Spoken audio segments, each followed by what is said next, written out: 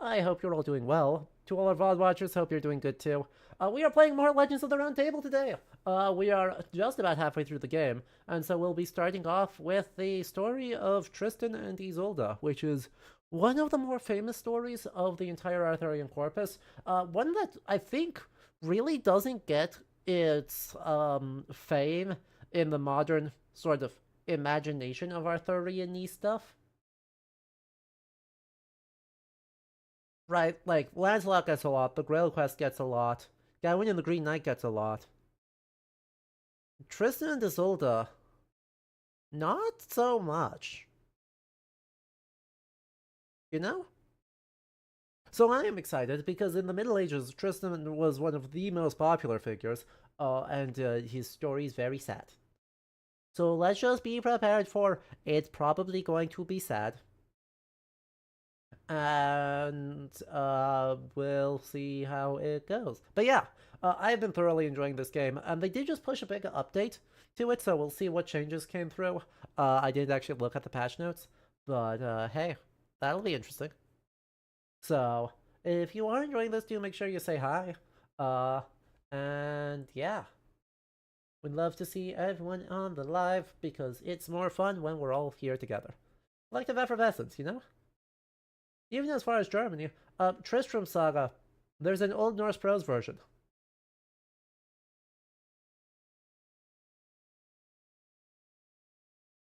But yes, there is in the 1200s, there's a Middle High German version.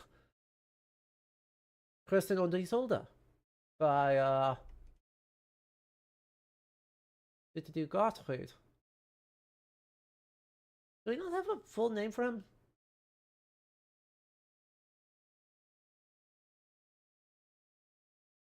No. Anyway, let's hop on in, and let's turn the music back on because it's very musical. Load game.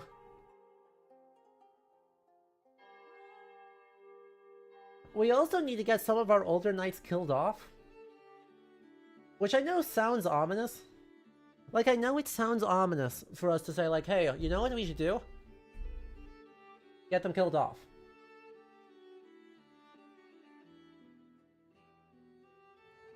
But I think it's good news for us. Anyway, the news from 520 Anno Domini is sure to amaze you. Merlin has disappeared once again. Rest in peace, our guy. From now on, Vivian will be at Arthur's side to advise him and use her talents as an enchantress to serve him. This year too, a very young knight has arrived at court, Sir Tor, son of Pellinor. The new knight, Tor as his name, is vying to join the Round Table. He is young and full of candor and determination. His father is the illustrious King Pellinor of the Far Isles, also known as this guy with the big beard right here. Nothing had destined Tor to become a knight. Pellinor did not even know his son existed until the young man arrived at court with his adoptive father, a simple shepherd. In Broceliande, it is said that Vivian put him to sleep in a sort of cage woven from branches and twigs. In any case, she's now taken her place at court as an enchantress and advisor. Who knows what love can drive women to do? Unless Vivian acted for power. Ask her about Vivian. Vivian learned enchantery at Avalon, as did Arthur's half-sister Morgan. Merlin then taught her the rest, and for what I know, her temperament is gentle and kind, and Merlin sucked. Goodbye. You tried to... Oh yeah, why are medieval people so obsessed with rabbits? There's approximately like 70 explanations for that. Right? Rabbits and snails, there's just a lot of different explanations for. There is no one ever actually, you know, wrote down like, hey, I'm doing this because of a thing.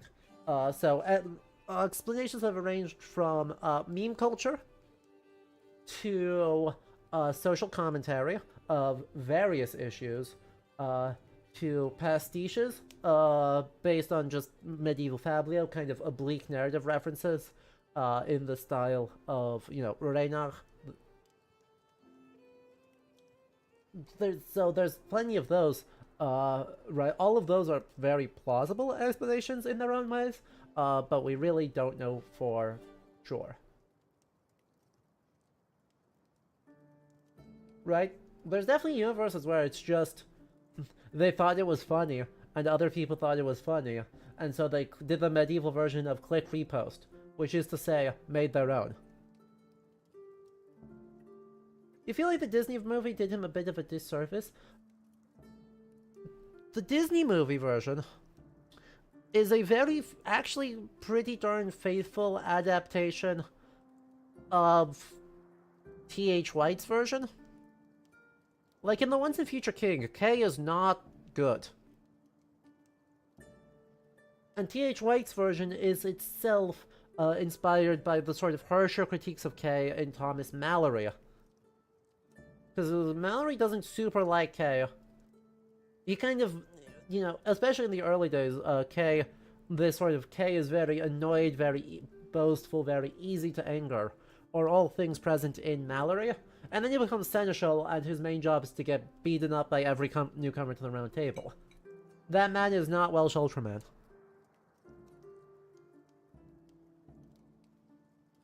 So,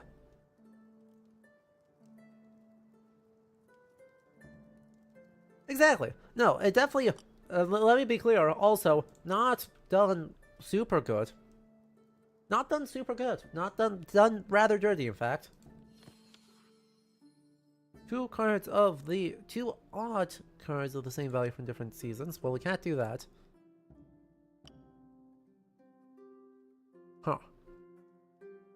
Well. High Magic. Use 4 different season cards, including at least one 13 or Grail card. You have to have someone who sits in the seat Perilous in order to have a 13. Use 3 Winter cards. 2 cards, which one? 10 and a 6.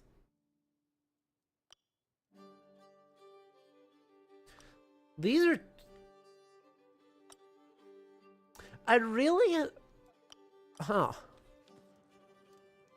I feel like the spells in the Grimoire are really, really strong, and I feel like I never actually want to use them.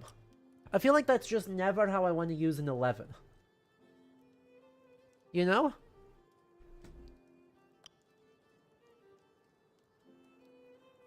Anyway, choose a quest.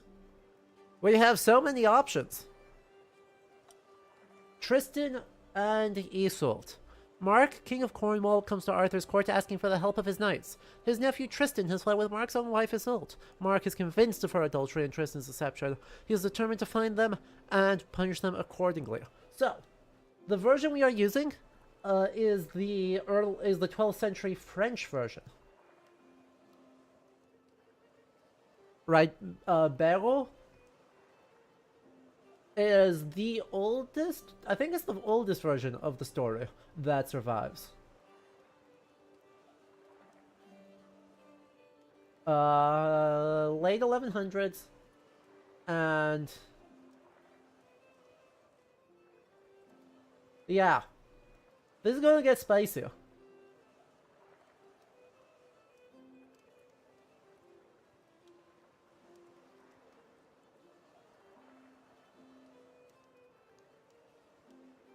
We're gonna get spicy. Part of a major plot point in this version is Tristan and Isolde nearly getting burned at the stake.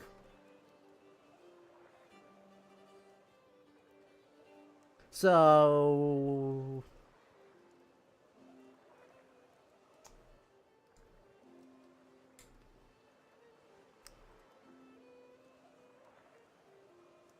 yeah. Should get interesting. It's kind of a shame that we're only using one version, because there are so many versions of this story. Right, I mean, Thomas Mallory has a thick section of his book that is the tale of Tristram of Lyoness, which is this story. And in Mallory, Gawain is the one to kill Tristram. So, you know, there's all sorts of drama that can happen.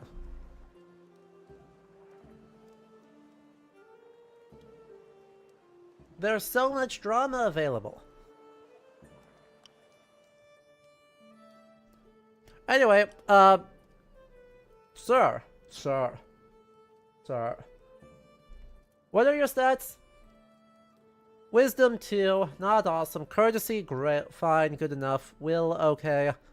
Agility, awesome. Vigor, awesome. Yep. Get in there! Okay, you only count agility and vigor for that, but that's fine.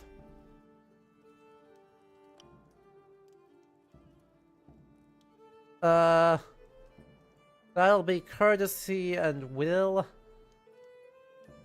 That'll just be courtesy and will. Let's see if we got better options.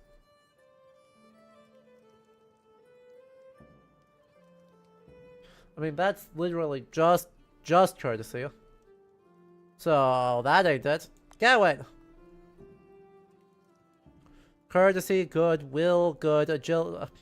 I mean, look, I hate to say it. I hate to be that guy. Oh. Galway's not available this year. Fine. Fine.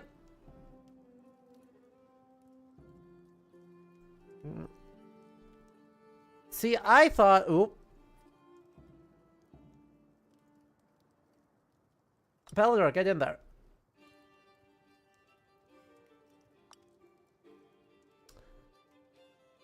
Hear me? So this is... What if I would risk you? I'm just... Like, hear me out. Hear me out. Oh, you can't, join the quest. You can only select quests. Dang it. But it would have been so good. Wisdom. Meh. Courtesy and will. You look like you'll succeed at... Will be okay in this. I was going to have...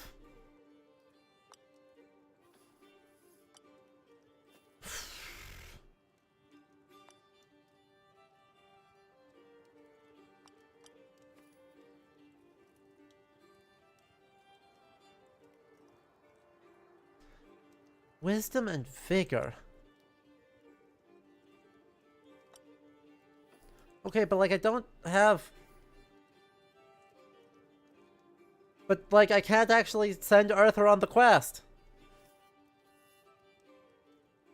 I was so close. And Bedivere can't join the quest either. So, Leodegrance can't do it this time.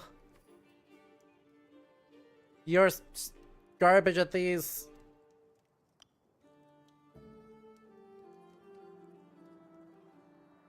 I guess we're reliant on Ector. Because I don't think I can recruit anyone. So, yeah, I'm full. I'm full up, because the Sea Perilous is too spicy. So, instead...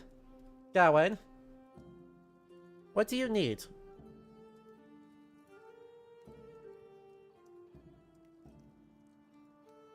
Right now, we've got loyalty cards. So if we just said, hey, 2 inspiration points in loyalty. If we just said, hey, keep grinding loyalty. I want Gawain to become the pinnacle of knighthood. Because I think it would be funny, and I think he's very, very close.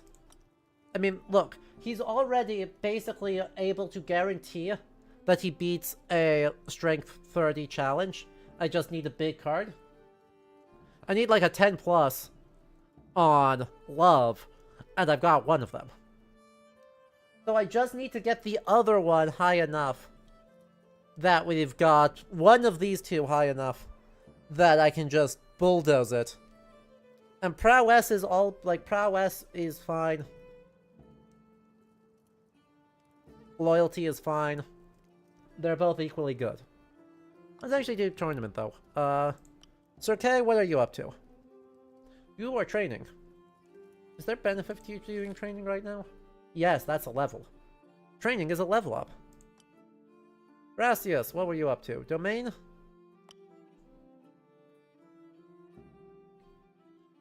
domain. Yeah, that's probably fine. It's not amazing, but it's fine. How about largesse? How about do inspiration in largesse instead? Ulvius, what are you up to? Domain.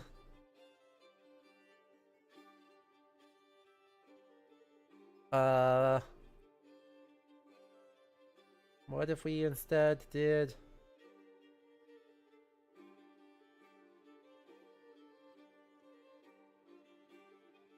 What if we instead did loyalty?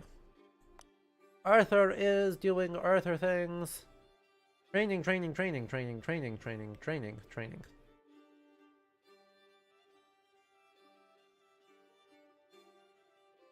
Participate in the tournament. You never get to do tournaments. Gawain is doing Gawain things. Leodogrants can do... How about loyalty? Okay. Well, we're in okay shape on this. So, I think we go. A beaver hunt! Sir Chiron the Courteous confides in his trusted friend Sir Brastius about a personal dilemma. He is in desperate need of an aphrodisiac. Lately, he's been feeling worn out and is growing increasingly anxious about his lack of an heir. Sir Chiron has heard of the remedy derived from beavers, and is determined to try it.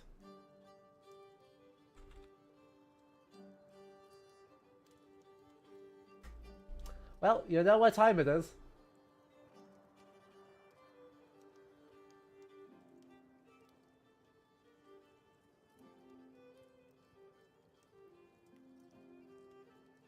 You know what time it is, folks. Bestiary.ca, my beloved. By the name Castor. The beaver is hunted for his testicles, which are valued for making medicine. When the beaver sees a cannot escape from the hunter, it bites them off and throws them at the hunter, who then gives up. If another hunter chases the beaver, it shows the hunter that it's already lost them, and so is spared.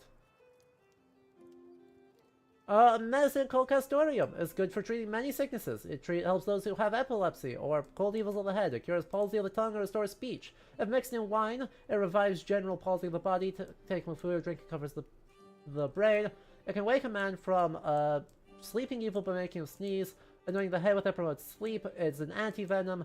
But it also... There's a liquid that's beneficial to people suffering spasms and trembling of the limbs. A person who's paralyzed can be able to have the wine boiled. It's also useful for that.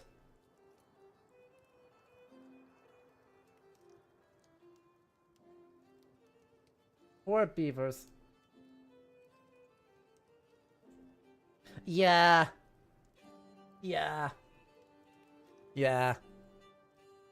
What? Don't ask me. As May arrives, they set out at dusk, precisely the time when beavers emerge from their lodges to work. Upon reaching a nearby village on the forest edge, they are stopped by John, a farmer well known to our hero. Our man looks pale and desperate as he pleads with our knight. John, trembling with worry, confesses that he has not paid the wine tax and has been fined as a result. Sayuri pleads, I have been ill, I cannot scrape together the money, I have no means to pay. Look. The peasant almost breaks down in tears of relief, then he notices the dogs at their sides and says, if you're going hunting in the forest, watch out for the voice that arises as night falls. Whatever you do, do not listen to it, sires. Our hero nods, confused about what John is talking about. He bids the man farewell, and he and Sir Giron urge their horses into a trot until they reach the marsh forest.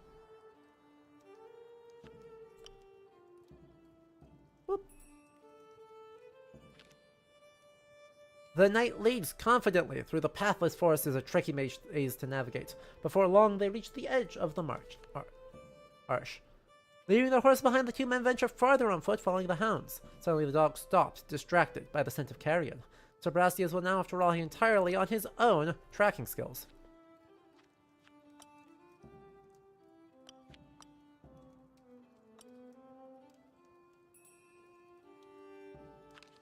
Our knight discovers gnawed wood and droppings packed with sawdust, leading him to a fresh trail. The dogs eagerly follow it. One leaps into a thicket, startling a beaver. Just as a hero draws his bow, the beaver performs a shocking act of self-preservation. It bites off its own rear and flings its testicles into the air. Startled, the dog stops in his tracks, which gives the beaver a chance to escape. Sir Guillermo eagerly snatches up the prized parts. Just then, an extraordinary gust of wind sweeps the lord into the fog rising from the marsh. A pixie, draped in a cloak of seaweed, emerges victorious. Or emerges furious. You dare to attack my workers? Your friend is now my hostage. Who? The little human-like creature with a green beard puffs out his chest and proudly says his name is Sludgemire. He's building a lavish palace in the marshes with the best workers around. Beavers. This is out of the question. This is what happens when you mess with his beavers. However, he has, I am open to negotiations. If you give me 30 hens, 20 sheep, 10 cows, and as many yards of silk thread and gold plate, we might reach an agreement.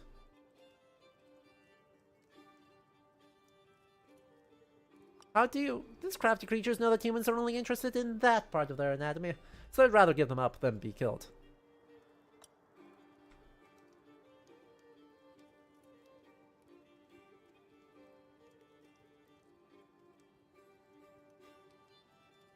You're building an extravagant palace on top of that your fey nature grants you powers. I'm mercy on someone less fortunate than you. Aww. Price is non-negotiable. No. Fine, I'll keep the knight. As night falls, a peasant's voice suddenly calls out from the left. Who is there? Please, whoever you are, come help me. I am injured. The return journey feels quicker and easier, even in the dead of night. He is filled with deep regret and sadness for having abandoned his companion. Sir Giron's wife will mourn her husband's loss for a long time. Rest in peace, our honor. But look, that's a genuinely absurd amount of money. That's so much money.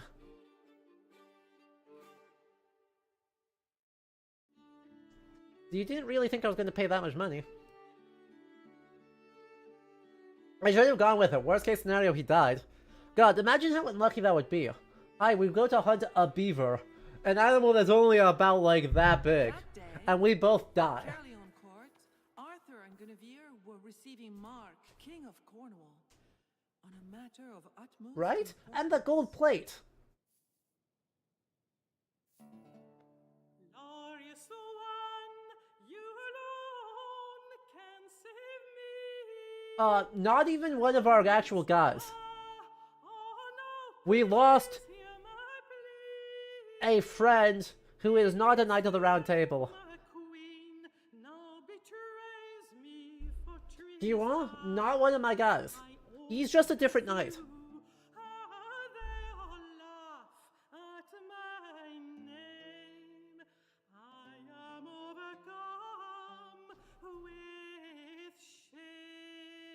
Oh no, I'm so sad for Mark of Cornwall.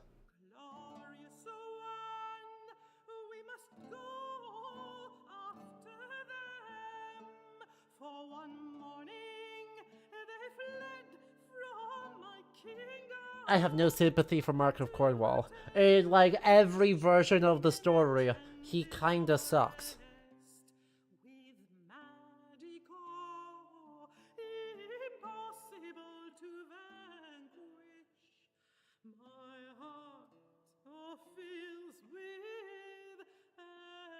Now, I'm not going to pretend that Tristram and Isolde are exactly totally innocent in this matter, but to their credit, there is magic involved. But they must pay. I will show no mercy. For treason, I will punish who is to blame. They will suffer. Isolde shall pass through the flames. They will not feel all my pain. Ah, the good queen, she gives a fearful cry. And King Arthur shudders, but then replies, Mark, is he not the master of his domain?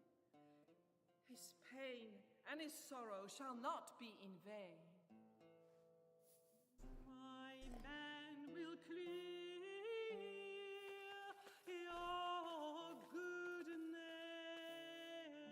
And by clear your good name, I do mean side with Tristan and beat up all of your champions.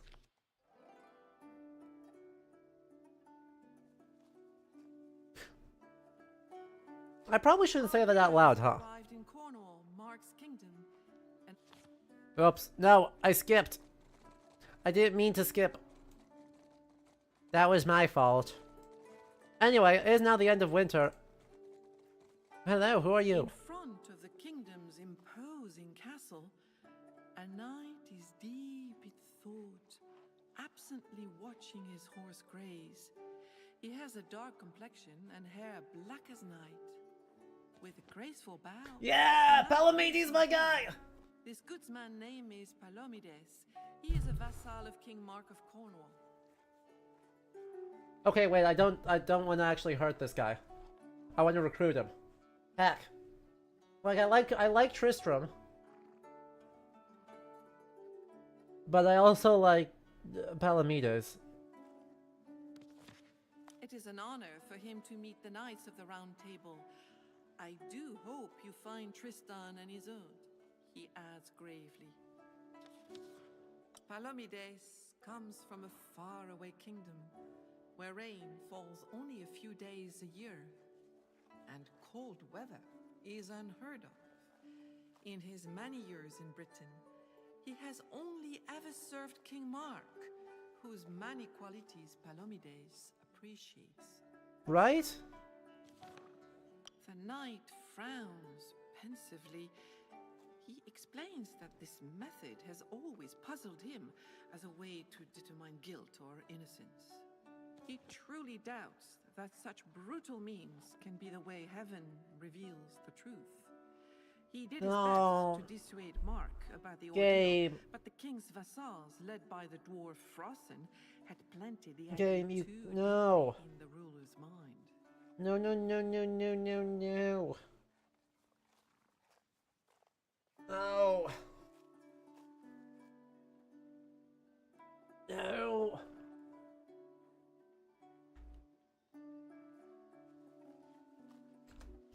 You can't.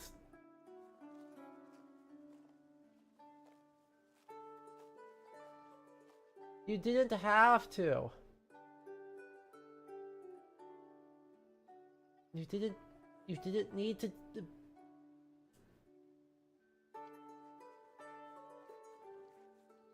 Okay.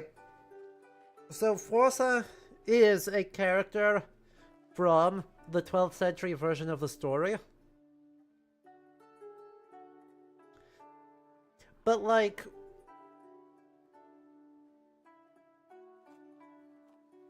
you do understand, game,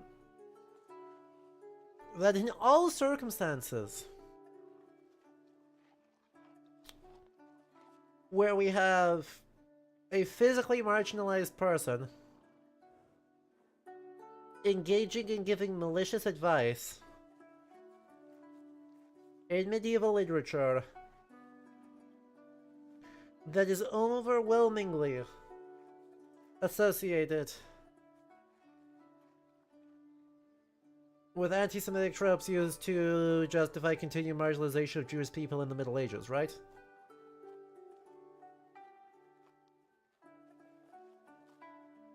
You do understand that, right, Kim? Just because you're a character in this story, it does not mean that we need to reproduce them. We just don't. We just don't. This is one of the... Oh, hello! Oh my goodness. Hi! Hi, Lily. My goodness. How are you doing? How was Resident Evil 4? Hello, Showres. Hello, Elias. So all of my people, Lily is just one of my favorite people on this Twitch.television. Just super cozy. Is currently working through Fire Emblem Path of Radiance and Resident Evil 4. And to all of Lily's folks, I mean, you know me, you see me all the time, over there. But I'm Adam. I'm a museum curator as my day job. But I have a degree in medieval studies. And so we're playing what is definitely the most faithful King Arthur adaptation that has ever been created. Decided to raid after I peeked and you were shaking your head saying no, no, no. Oh boy. So, we just got started. Overall I'm really liking this game, but, right, we simultaneously have someone really, really great and really, really bad at the same time on this screen. So, we're getting started right away. Great representation of what I do. I go way too deep on the history side. Firstly, we got this guy who's awesome. An actual Arthurian knight, Palamedes. In the Arthurian stories, he's actually from Morocco or Libya. And he travels to Cornwall, converts to Christianity, and eventually becomes a Knight of the Round Table. Super famous, super well liked. Then, up here, we've got a mention of a evil vassals led by the dwarf Froissan, which is just repeating terrible stereotypes from the 12th century, and I was not happy when I saw it. Repeating terrible stereotypes. If you know your German literature, the Nibelungenlied has a very similar character in the form of Alberich. Hehehe. Doesn't he also get to see the Grail itself? Yep. Palamedes is not one of the Grail Knights, in that he's not one of the three who actually get to touch the thing and immediately get killed by it. He does get a glimpse of the Grail. And that makes him pretty cool.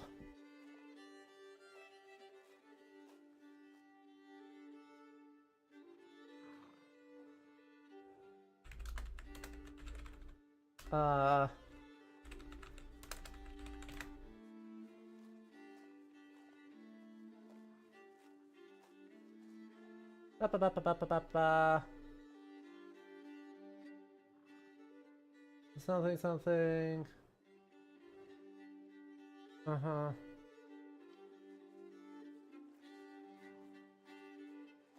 Yeah, Mallory excludes him from the Grail quest, but everyone else kind of says, yeah, absolutely he was part of it.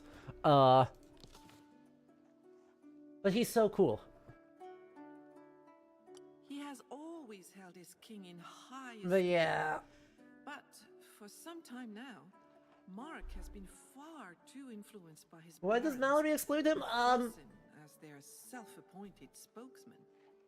I suspect that Thomas Mallory, because Thomas Mallory kind of sucked, is not happy that he's converted Muslim, right? Palamedes is explicitly identified as a Saracen in the sources, which means he was born Muslim. And so Mallory seems to have doubts about the traditions where he's Christianized, fully adopts Christianity. And so he continually speaks and acts pretty aloof from a lot of the other knights, except for Tristram of Lyoness, who is the main character in this adventure. Palamedes lowers his voice to a hush. The barons have a deep-seated hatred for Tristan, Mark's heir. Out of jealousy, they do everything they can to harm Tristan. What is more, they have little respect for the queen, whom they have never been able to sway to their advantage. Now, in an unfortunate turn of events, they are having an affair, but it was induced by magic, so, you know. The man smiles sadly. Not so long ago, he and Tristan could not stand each other. They were rivals in battle and in love, and never missed an opportunity to compete, each to prove his worth. So Mark acquired a love potion to ensure that he and Isolde would be obsessed with each other forever, and Tristan, in a bout of seasickness, thought it was a seasickness cure and drank it.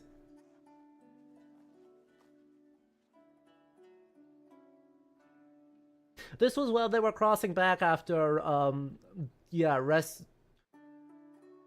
after traveling from Cornwall to Ireland in order for Merc and Isolde to become betrothed. Yeah! Yeah. Don't worry, they proceed to do increasingly Scooby-Doo shenanigans, trying to hide their affair. And then when Mark finds out, he decides that this is too Scooby-Doo and just decides to burn them at the stake. Which is less than Scooby-Doo. But since Tristan was disgraced, Palomides' envy and animosity towards the young heir have melted away. And to think that a beautiful friendship might have grown between them. This reminds Palomides of Tristan's faithful dog, who has also disappeared. This story does not have a happy ending in the medieval sources. In literally no version of the story does it end happily. Kind of the happiest version is in Mallory, in which Tristram eventually becomes a Knight of the Round Table. And sometimes sneaks off to see Isolde. And that goes great until Gawain and his brothers stab Tristram in the woods one night. And then Tristram dies.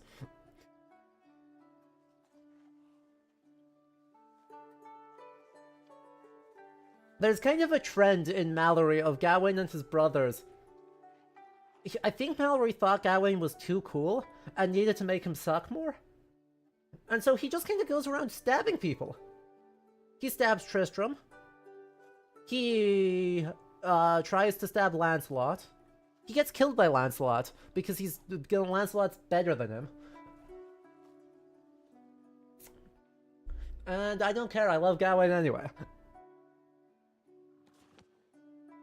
Palomides looks away, his eyes as dark as the midnight sky. He cannot speak ill of her. So great are her beauty and goodness. He wonders, though, how she could allow herself to become so infatuated with Tristan. Again, the potions definitely don't help. The knight blushes and looks away toward the castle. After a moment, he mutters that he has nothing to say. It is... Okay, but... hear me out. Let's just do that. A deep breath. On the advice of his vassals, Mark condemned Tristan and Isolde to death. Forced to flee, the couple disappeared into the forest. Palomides exclaims he will never admit it unless he is forced to by irrefutable proof. Perhaps he has regrets, but it's a bit late for that now. Our hero leaves. By the way, our hero, we can swap between any of these real Arthurian characters.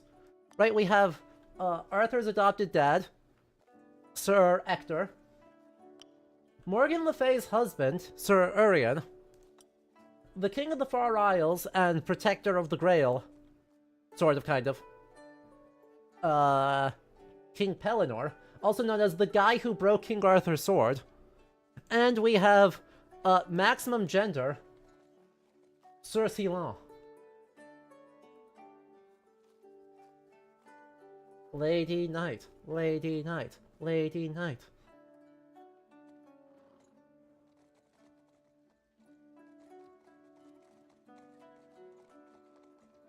Hello.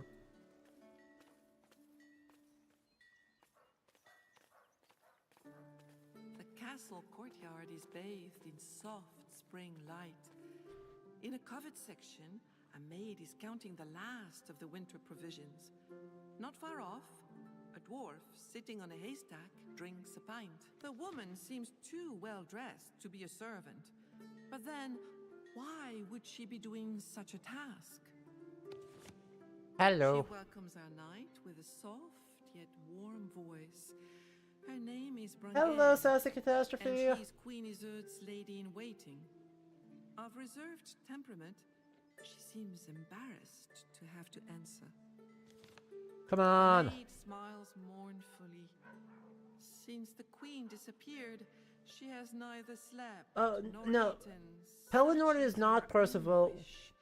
And for having failed to make Actually, Isolde obey the king, is she must now look after the dry goods. I wonder. I don't. Does it actually say okay, blah blah blah. Ah yeah. In Robert de Boron's account, he's it's either Alan Ross, Pellinor, or another worthy knight. Huh. Huh.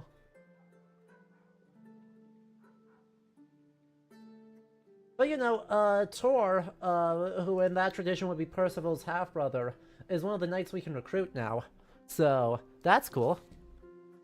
Yeah, I'm more familiar with him being Alan Ross's son than Pellinor's. But Percival's also pretty fun. With tears in her eyes.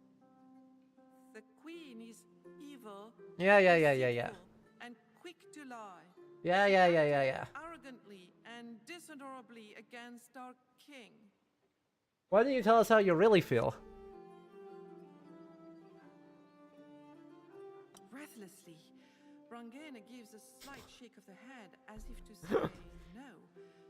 But then she gathers herself and, in a strong but trembling voice, says, "It is all true, sire." Uh-huh. Brangena nods. Yeah. Following his vassal's advice, King Mark has ordered the ordeal in order to learn if Isolde's infidelity has tainted her soul. Yep. Mark has been desperate and angry ever since Tristan ran off with Isolde. Brangena says, in a monotone voice, that all the king can think about is punishing them for their betrayal. When suspicions of adultery grew too heavy to bear, Isolde fled with Tristan. Following our knight's insistence, Ask about though known Palomides. to be Tristan's rival, this man has been silent for some time now. Ask you about Trista? His tone is imperious, but rings false. Uh-huh. That man's name should never be uttered again. Such is his indignity. He is without virtue, an honorless traitor. Don't worry, I'm going to let people die next. I'm going to let people die of old age when it cycles so that we can get Marok on the Servant bow. into the lists ASAP. Cause heck yeah. Castle courtyard, castle courtyard, castle courtyard, castle courtyard, castle courtyard, castle courtyard. Hi Mark. What's up? While not as majestic as Arthur's, Yeah. greets our hero, who comes forward to address him. The Also king's the attributed knights arms from Mark of and his Cornwall. guests have arrived at his castle safely. How are you Mark doing? finds the day long without his wife by his side, but also without Look at how good Tristan's these lines are. Alas, It's so whimsical, right? mention The of art his style of this couple is nothing gorgeous. But resentment and pain. The king is convinced his wife cheated on him, but he cannot live without her. And would The do team did anything so to much get her. work on this, and I appreciate that it's not using just the same medieval manuscripts as we've otherwise been, like that we've seen in some other games. Like, I mean, there's plenty more. But this one is based on like a pretty heavily based on a specific manuscript.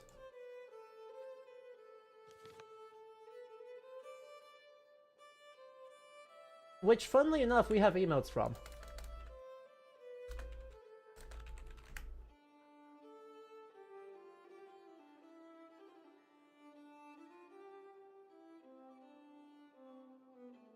It's this one.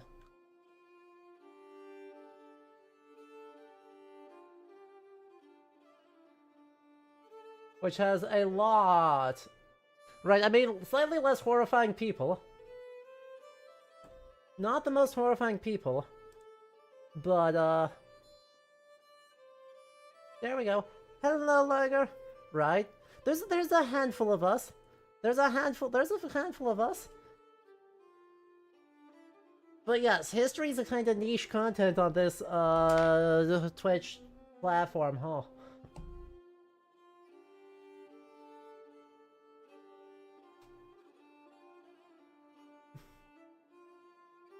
I got nothing. But yeah, so that's the manuscript, and actually our own version of our PogChamp emote is from that text. Tristan was his best knight. They used to enjoy each other's company. But things changed when suspicions were leveled at his nephew, who continuously lied to him. Yeah. And Isolde, I wonder if I can find the a decent summary of this version. And I say recent because, or summary, because it's like 50 pages long. Hey Karabachi!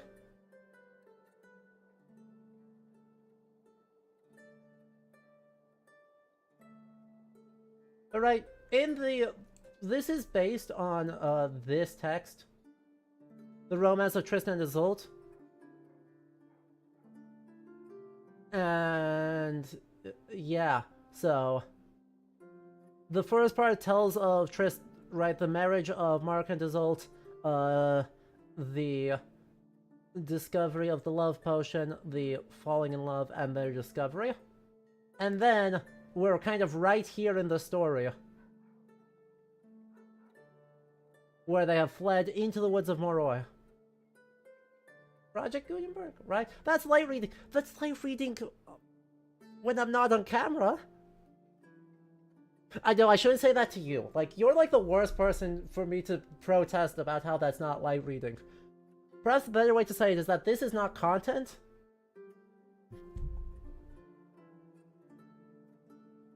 Like, this is not, I think, the most engaging content, to just be like, allow me to stare this way and read the entire time.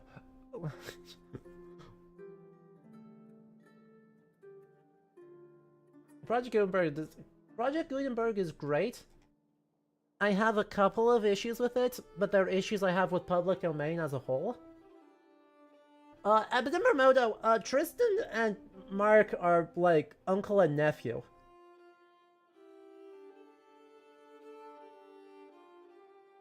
I mean, I hear you, but that's a weird throuple. I'm gonna be real. That's an odd throuple.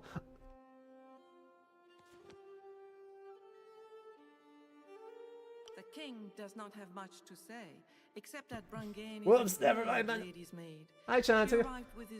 All right. Oh, did Lurk break again? Lurk should have. There we go. Lurk should have a little guy with it now. But yes, Lily, please do get food. Hi, Chanty. There you go. Have a little winter.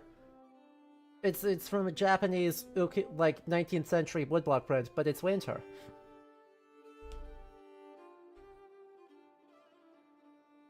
Frowning in disdain, Mark says, Oh. "Is he still on my land?"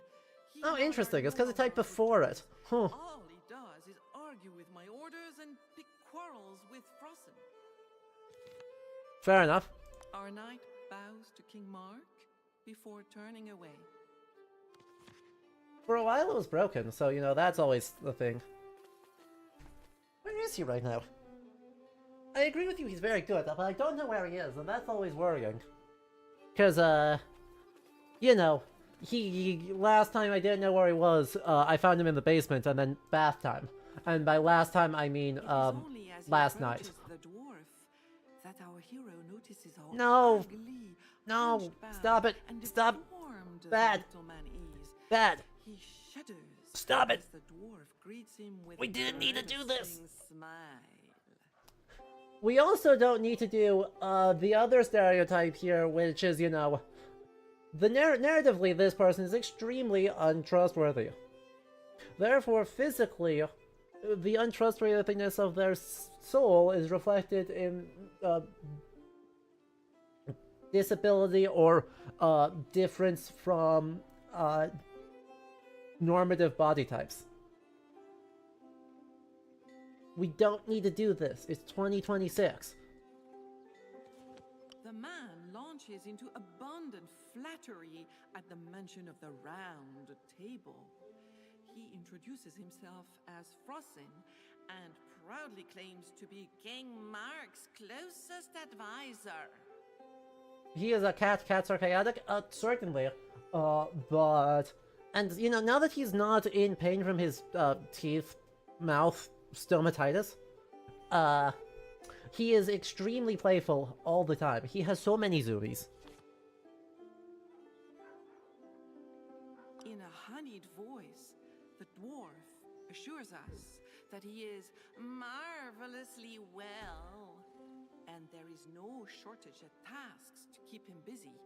His help is absolutely essential to Mark, he says, and he also acts as an intermediary between the king and the baron.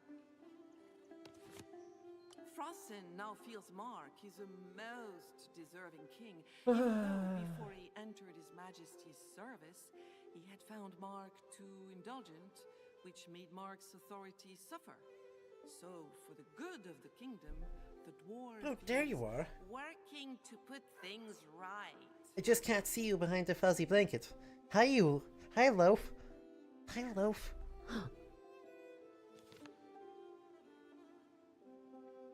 The dwarf's gaze fills with contempt. There is nothing to say, he says. Tristan and Isolde had long been deceiving the king. Luckily, I was there to put things right. In fact, it was my ploy that proved their guilt. Let's see if I can't find the... His mouth twists. His whole face contorts into a sneer. There is not a prettier woman on earth, he says lecherously. Yet, she cannot be trusted, for she did not hesitate to break Mark's heart, lie to him, and cheat on him. So, here's the read from the primary sources. So,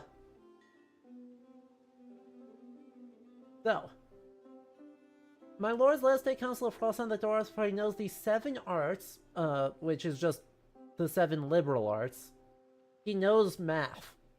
Chat, he knows math and music. And magic and every kind of charm. He will teach us, if he will, the wiles of Isolde the Fair.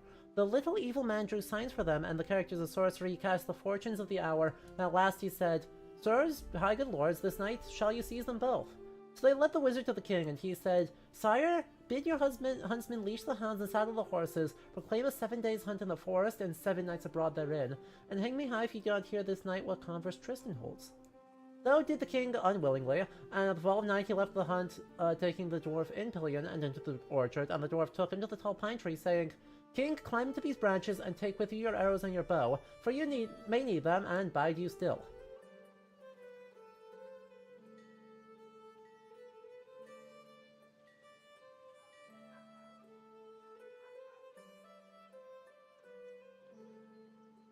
That night, the moon shone clear. Hid in the branches, the king saw his nephew leap into the palisades and throw a mark of bark and twigs into the stream. But Tristan had bent over the round well to throw them, and in so doing had seen the image of the king.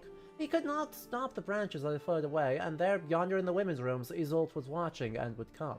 She came, and Tristan watched her motionless. Above him in the tree he heard the click of the arrow when it fit the string. She came, but with more prudence than was usual, thinking, What is past that Tristan does not come to meet me? He has seen some foe. Suddenly, by the clear moonshine, she also saw the king's shadow in the fount. She showed the wit of women well, she did not lift her eyes. Lord God, she said low down, grant I may be the first to speak. Tristan, she said, what have you dared to do, calling me hither at such an hour? Often you have called me to beseech, he said, and queen though I am, I know you won me that title, and I have come. What would you? Queen, I would have you pray the king for me. She was in tears and trembling, but Tristan praised God the Lord who has shown his friend her peril. Queen, often and in vain have I summoned you, you never would you come. Take pity, the king hates me, and I know not why. Perhaps you know the cause and can charm his anger, for whom can I trust if not you, chaste queen and courteous?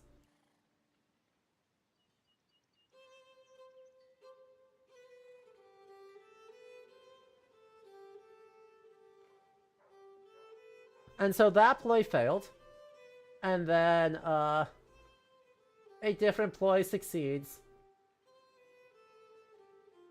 And then they jump out of the high tower and flee into the woods.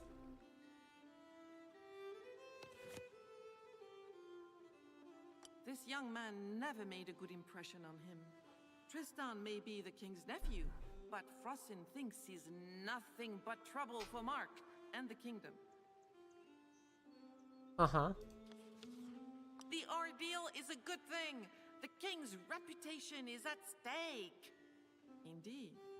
Only this test will reveal whether or not Isolde has been unfaithful. Mark will decide on her punishment depending on the answer. Whee! Palomides is far too jealous of the importance and the friendship Mark entrusts him with. He's such a discourteous knight, the dwarf confides. It's not my favorite. I've really liked her performance for a lot of these stories, but I don't like the voice she's doing for this character. I don't like this character. That is not all. Palomides lost a wager to him, but the knight refuses to admit his defeat and to give the dwarf the sum he owes. It is but further proof of Palomides' lack of honor. Frosin lowers his voice, seemingly so the sorrow. I mean, the voice actress is French. She is not very bright, and since Isolde left, she is not. The dev in team her is right French. But But yes, they do seem to be doing a little bit of trying to backform into Old French, or something more like Old French. And it's not always working. Anyway, so I don't know how to get rid of him. Let's talk about that vision. Palomides breaks into a friendly smile. Uh-huh. Ask about Ranga. Her lady-in-waiting Brangena hails from Ireland. The queen seems to place the utmost trust in this discreet woman. Ask about A look of Forsen. disgust passes over the knight's face. This dwarf with whom Mark is so Again, taken I is a continue real to viper. be amused He at only the... speaks to slander Oh, this others, guy's a and wizard. his He's been advice educated in the is 7 only arts. beneficial to those he advises. Chat, you know, right, we've talked about it before. Does anyone remember what the 7 arts are? Frosin is clever and knows how to rouse interest, flatter, and make people laugh. He knows how to suggest nasty ideas so that people believe they thought them up themselves. And since Frosin has been at court, the dwarf has managed to reduce my friendship with Mark to tatters. Reading, writing, and arithmetic. Well, you got 1.5 out of 7.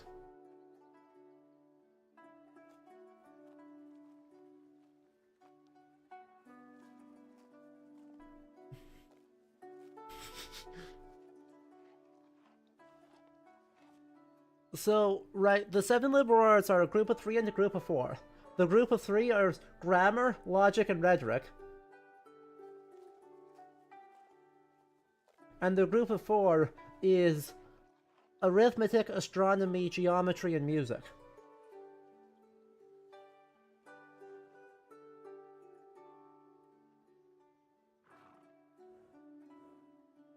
Those are the 7 arts.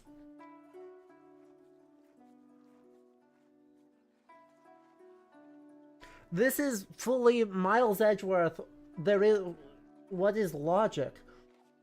Levels of knights just trusting someone with any education whatsoever. Right? In Ace Attorney Investigations, Miles Edgeworth has the superpower of logic, and that's really all that's happening here. A scornful look fills steals the knight's dark eyes. All lies again, he exclaims. He must have told you about our wager, but I'm not proud of placing that bet. I can assure you that I do not owe him a thing. In fact, it is he who owes me the money. Uh-huh. The day before the execution and Tristan and Isolde's escape, Frosin wagered that Tristan would be executed.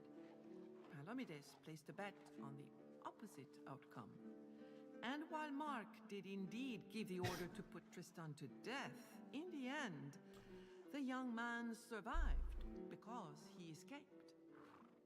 Right, so the knights are impressed by anyone who passed high school. In medieval education in the 12th century, the grammar, logic, rhetoric is basically primary and secondary school. It's anyone who has a bachelor's degree.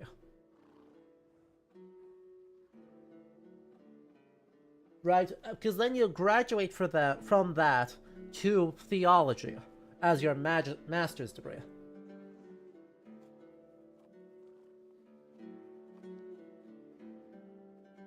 Right, because obviously, you know, while it's fun to joke on grammar, logic, and rhetoric, right, the way that medieval education actually taught grammar and logic and rhetoric is through the reading, memorization, and commentary on classical texts.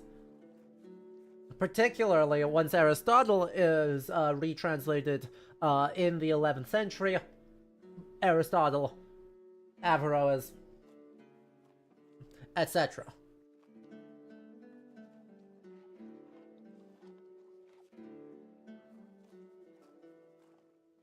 Though not very proud of having made such a wager, the knight assures our hero that he owes Frosin nothing. Palomides' look brightens. He had long since given up any hope of making the dwarf come around. Frosin is very easily insulted, he adds. If he does not back down, I will tell everyone how stupid, stubborn, and cruel he truly is. That will surely touch a nerve.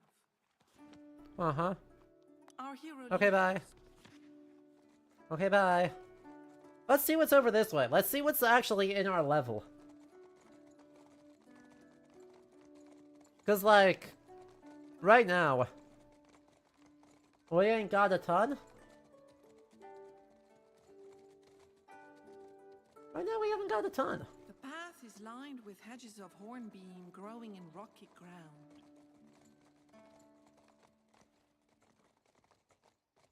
Well, that doesn't seem to go anywhere.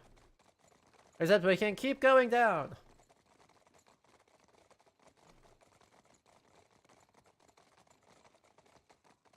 An escarpment comes into view. Well, that's not very helpful. Horses are spooked by the slope. So our... Can I actually go down? Or do I need to just... Yeah, no, I can't actually go down. An escarpment comes into view. Never mind. I just need to do a thing. Oh, I have no inspiration. Wait, hang on. Let's see if we got better. Nope. Largest then. Our hero finds holes in the rock face and points them. Yay. Hopefully that means we can now go up and down freely. It's like, this would get spicy. Well, this is ominous. A burst of light cascades down the altar. Then, a dragon spirit appears. Its skin quivers, light as fabric in the wind. That's... A solemn voice resounds. I am the essence of the dragon Tristan honorably slayed, and to whom Isolde gave a second life. My blood now binds their love through the potion created from my heart. The forest is their refuge and their sanctuary. No one can enter unless they are worthy of the love that binds them together. Our heroes must place 3 objects on the altar as proof of the lover's courage and tenacity. Without waiting for an answer, the essence disappears behind a wall. Okay, bye.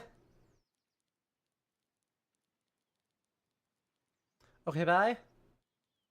Is Tristan and Isolde the basis for the old movie Dragonheart? I guess I hadn't... With a dragon essence. I hadn't put that together in any substantive way, but I guess maybe? Anyway, let's back to our primary sources. Anyway, blah blah blah blah blah, we need to... Blah blah blah dragon, blah blah blah blah blah, go to Ireland, blah blah blah. There's a dragon that you'll need to, right, Isolde is gonna be sacrificed to the dragon, and it's gonna eat her, and Tristan says, what if no? Blah blah blah blah blah. And so, whence did the dragon come, and when the other had shown him by what road he let him go? As the monster neared, showed the head of a bear, and red eyes like coals of fire, and hairy tufted ears, lion's claws, a serpent's tail, and a griffin's body.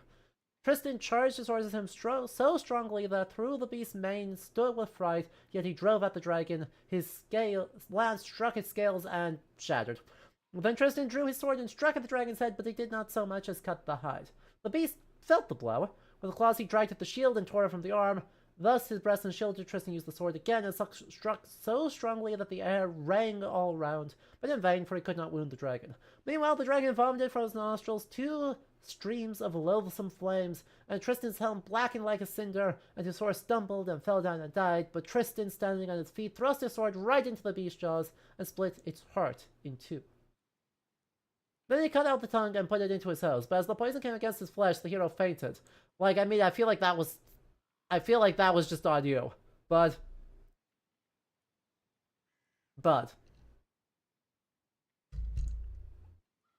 I feel like that's fully just like, you did that to yourself.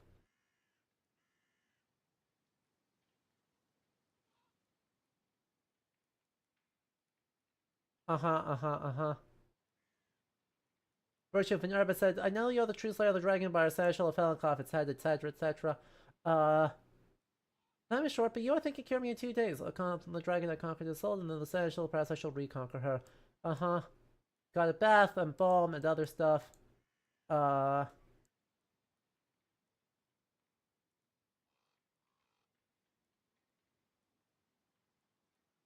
Whoops.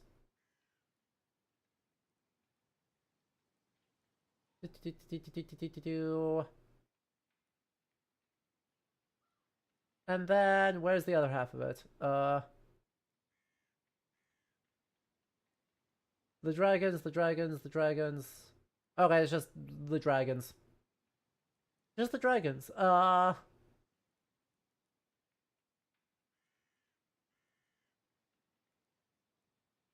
Wine! But I found, yeah. Tristan dropped anchor on an island 100 nights of Cornwall, and the sailors were the sea as Isolde landed aboard. Where's the other half? Oh. Child, it is yours to go with Isolde to King Mark's country. Take then this pitcher, and remember well its words. Hide it so no one shall see it. When the night has come is gone, pour this into a cup and offer it to King Mark and his queen. Take care that they alone shall taste this brew, for they will love each other forever.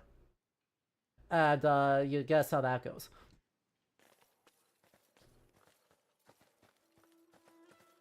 Not a single bird sings in this grim, muddy place, brightened only by a few flowering blackthorns. A circle of stones surrounds the remains of a pyre.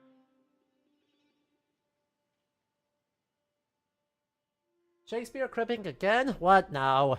He would never crib from continental literature. What? Our knight finds a woman's No. shoe.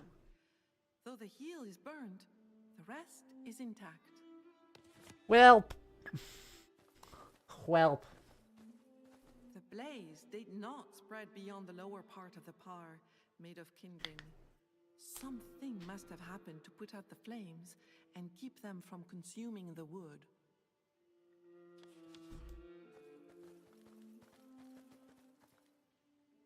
This is fine. Everything's fine.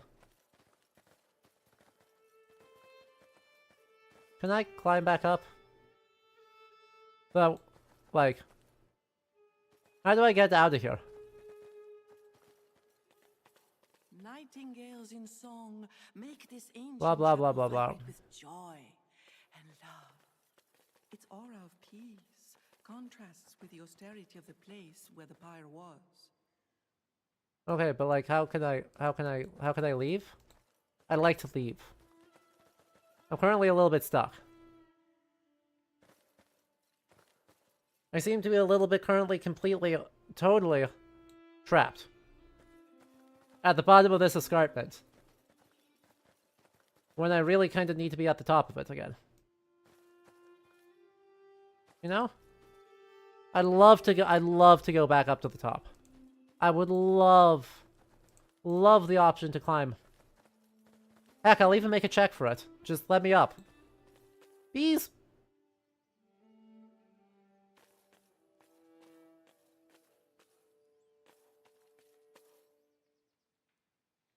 Uppies? I'll give myself uppies. Just let me click the button that says yes, uppies. Please? Like, genuinely, actually, how do I get up? It stops me on both sides, unfortunately. Right, it stops me over here.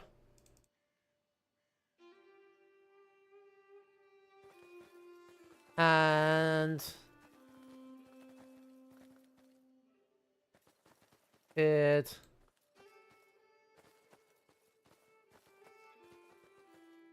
Right, I mean, this feels like where I'm supposed to be, because there's a convenient gap in the thing. But no. And if I go over this way, it stops me over here.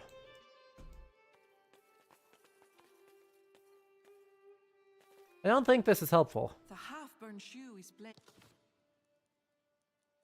I don't think that's helpful. the forest.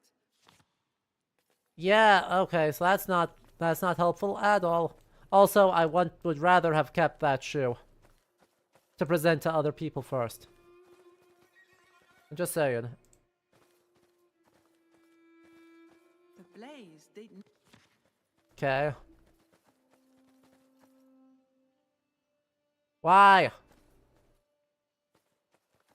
If this actually is a soft lock, I'm going to be a little bit mad. There's nothing else I can do. I don't have any other spot registered here. And it's not like I knew that that was going to be a point of no return.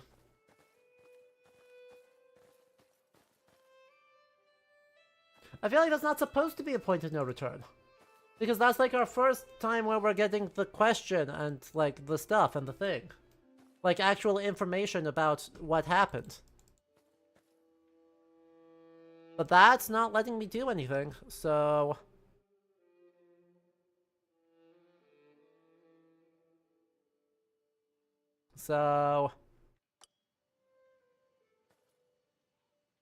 It's... fully... But I'm really not seeing any movement or any changes to my thing that might say, hey, how do I escape?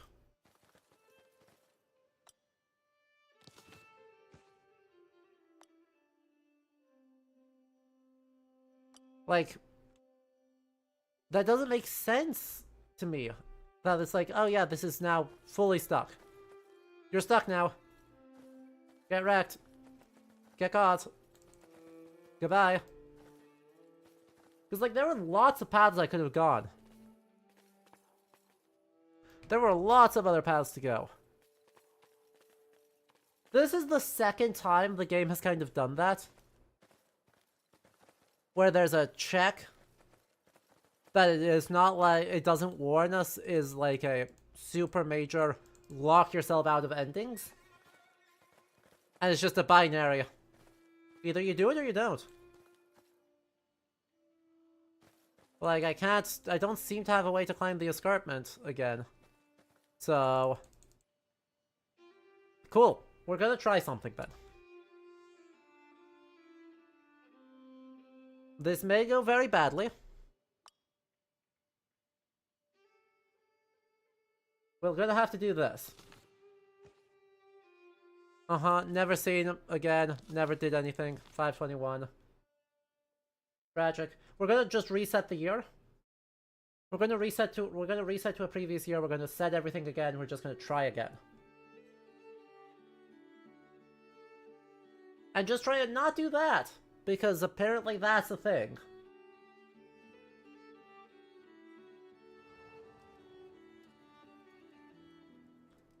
Yeah. Resist old age, no thank you. No. Leo de Grants dies.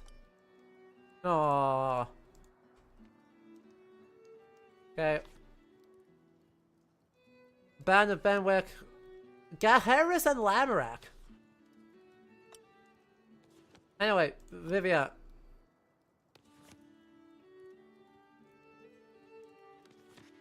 Go back to the beginning of the year 520. Confirm.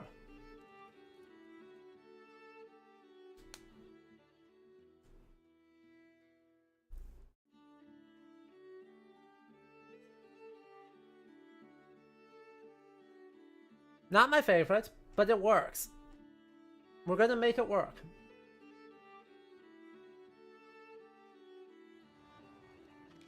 Whoa, Merlin has disappeared. Whoa. Okay, bye. Okay, we're gonna choose an adventure. Guys, what adventure are we gonna choose? Tilan, get on this quest. Hector, get on this quest. Urian, get on this quest. Eleanor, get on this quest. Gadwin, make sure you're doing tournament. Perfect. Bedivere, fine. Garrison. Yep. I mean, I don't like that you're doing domain. Domain kinda sucks.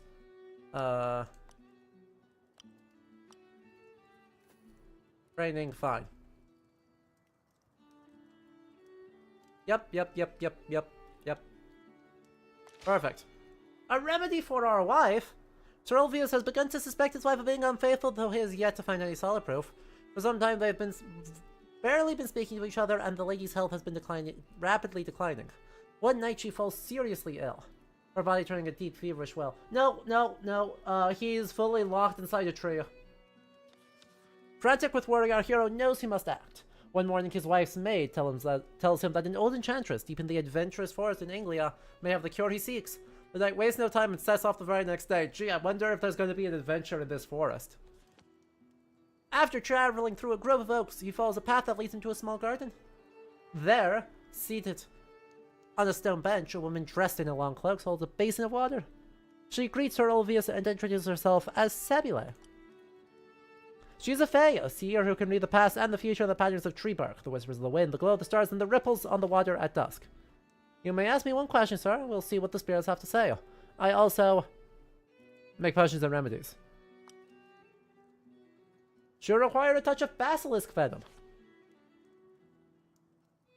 In exchange, our hero must convince the blonde knight who is camped nearby with his companions to spend the night with her. The superstitious man will not even so much as nod at her. The beast can kill with just a glance. His breath is foul enough to bring death, and its skin is venomous. True. Every man asks me the same thing. Aw. A man filled with doubt and unease. He always looks left and right before entering a lady's room. Your wife and the man whose face I cannot see are in each other's arms in the marriage bed. It's him. He's the one who's full of doubts. As he ventures away from the garden under the cover of night, he stumbles upon a weasel trapped in a snare. A cage has snapped shut around it. These small, ferocious creatures carry a dark reputation. Yep, I sure did dreaming of infinity. What should he do? Hey chat. Hey chat, do you know what you should do? Because there is a correct answer.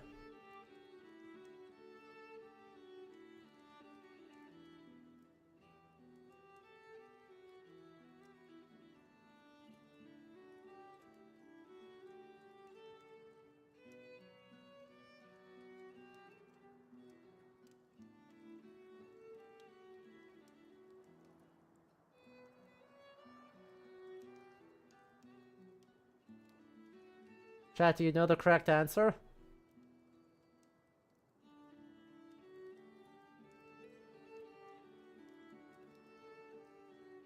I mean, with prophecy and stuff anyway.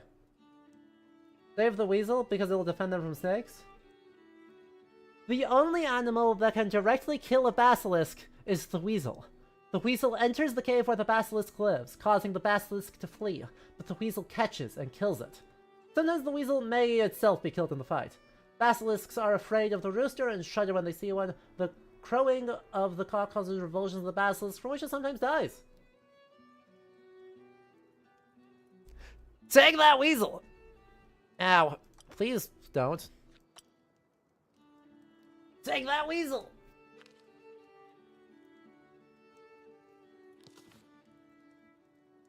Voices. 6 young knights sit around the trail. Fire off the trail. Hello. What are they doing here? Well, thank you. Ask about the seer in the woods. Unspeakable terrible things. What's the plan? It turns out they do not have a plan. Relying on youthful vigor and enthusiasm is a bit of a risky way to do this. Party... nope. Fine, I have to use a good card. Lure it. Do not touch it. Do not lock eyes with it. Do not do other things with it.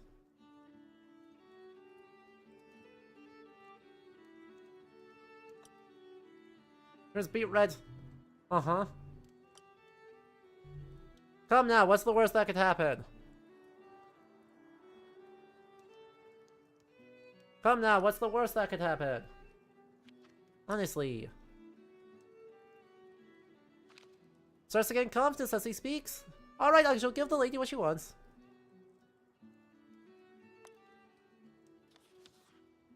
Rancid smell. Confront the monster together and release the weasel. +5 for a rampaging weasel. Game good, actually, chat.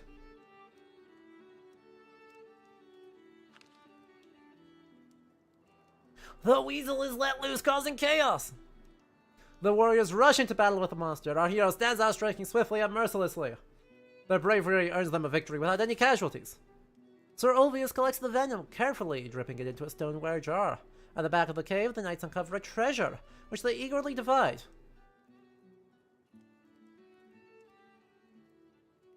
Dang! That's so good. Along with a horn engraved for the woods, only a man whose wife is faithful can drink from this properly. Some of the merry knights, keen to test their luck, take a drink from the horn, but soon they are covered. Head to toe with wine, their fine surcoats stained. Whether disappointed or amused, they all urge our knight to have a drink as well. With remarkable finesse, he manages to drink from the horn without spilling a single drop. Our hero breathes a sigh of relief. He heads back to Spiel and tends her the basilisk venom. She insists that if he talks to his wife, she will tell him the truth. Chat, what's the lesson here? There is a moral to this story.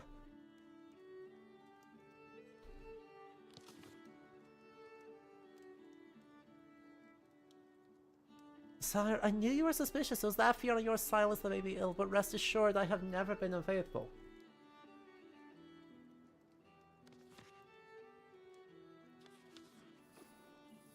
Weasels are demons. Ember Moto, you got it in one. That's the moral. That's the moral. Weasels are demons. Or something communication something.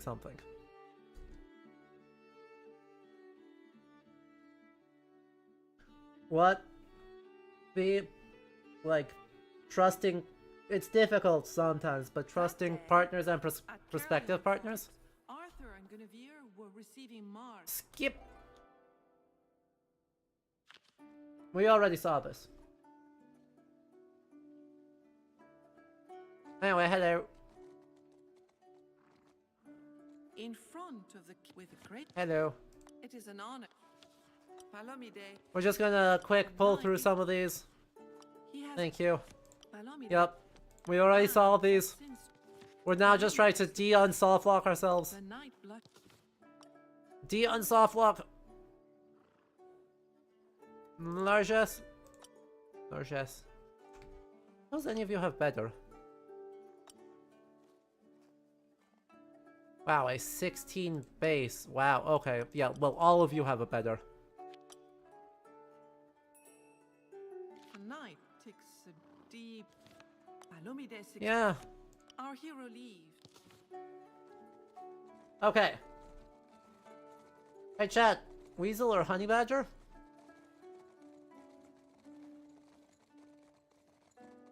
Mongoose.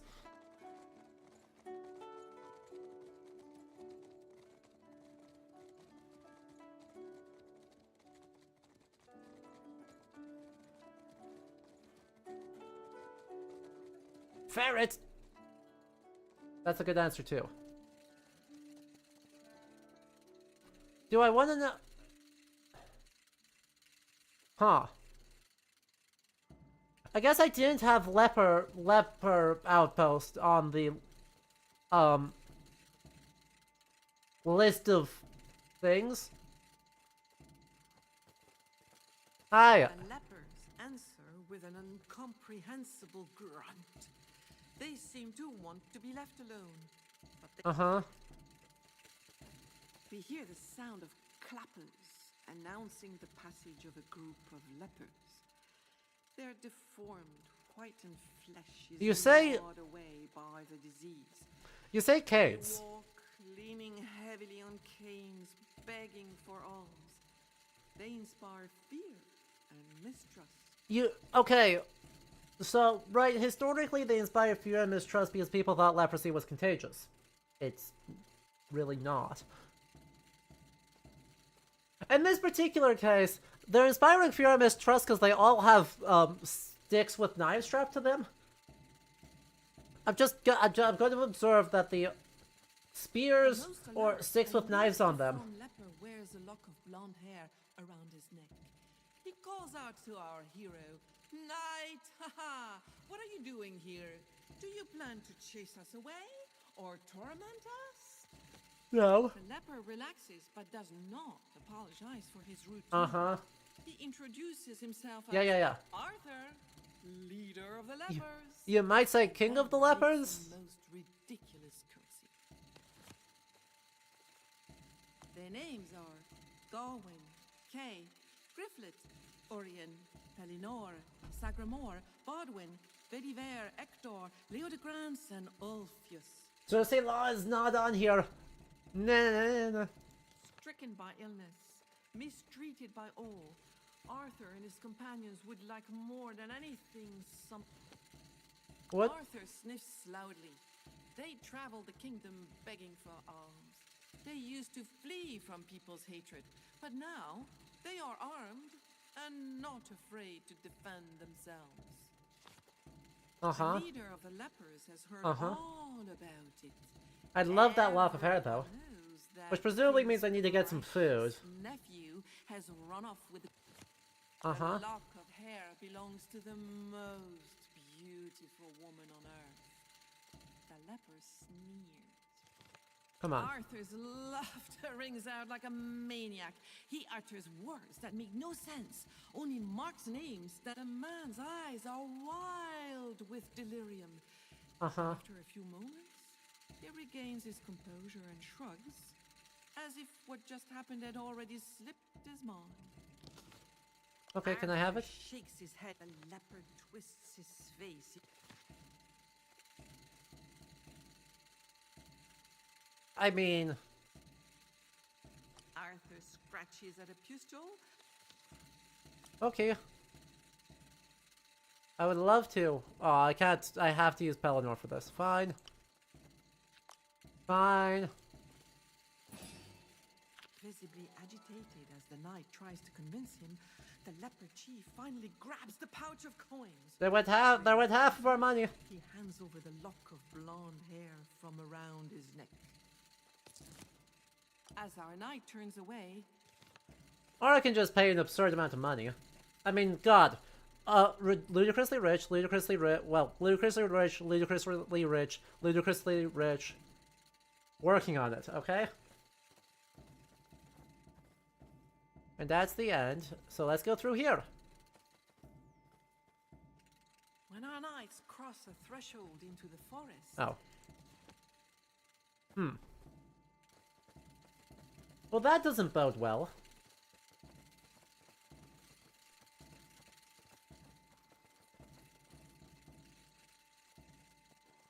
You know?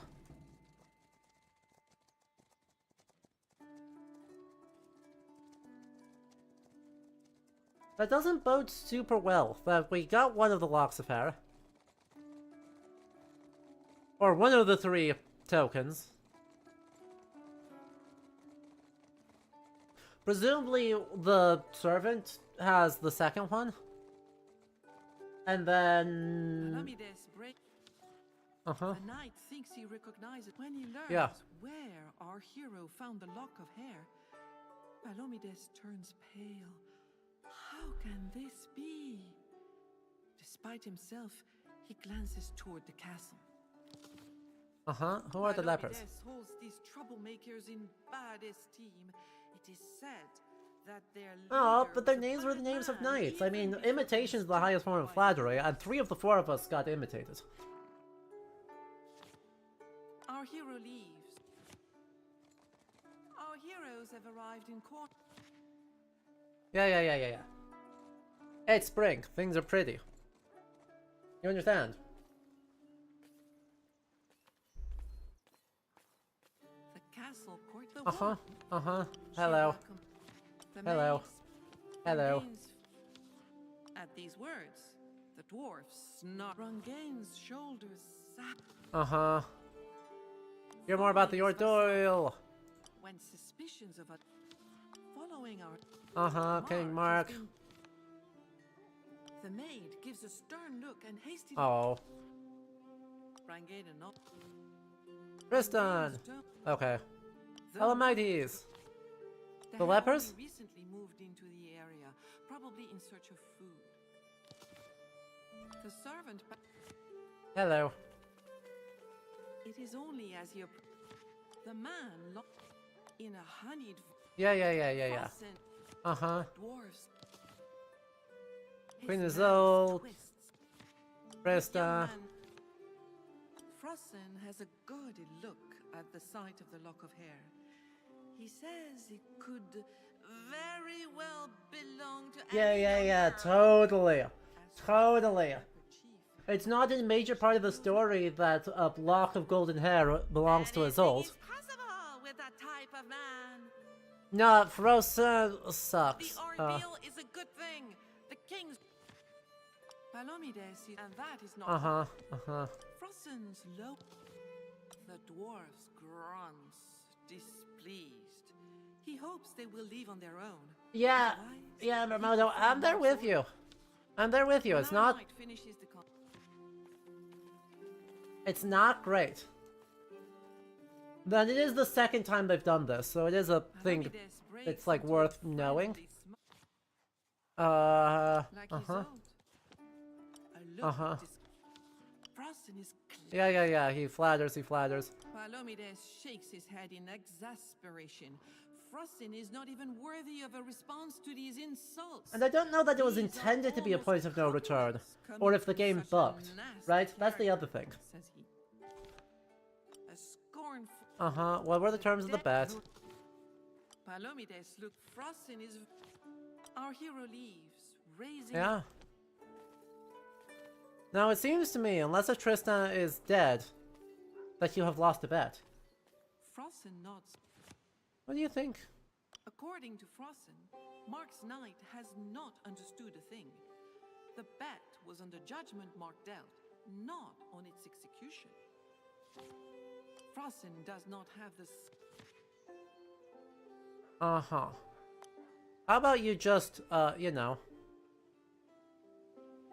How about you just don't?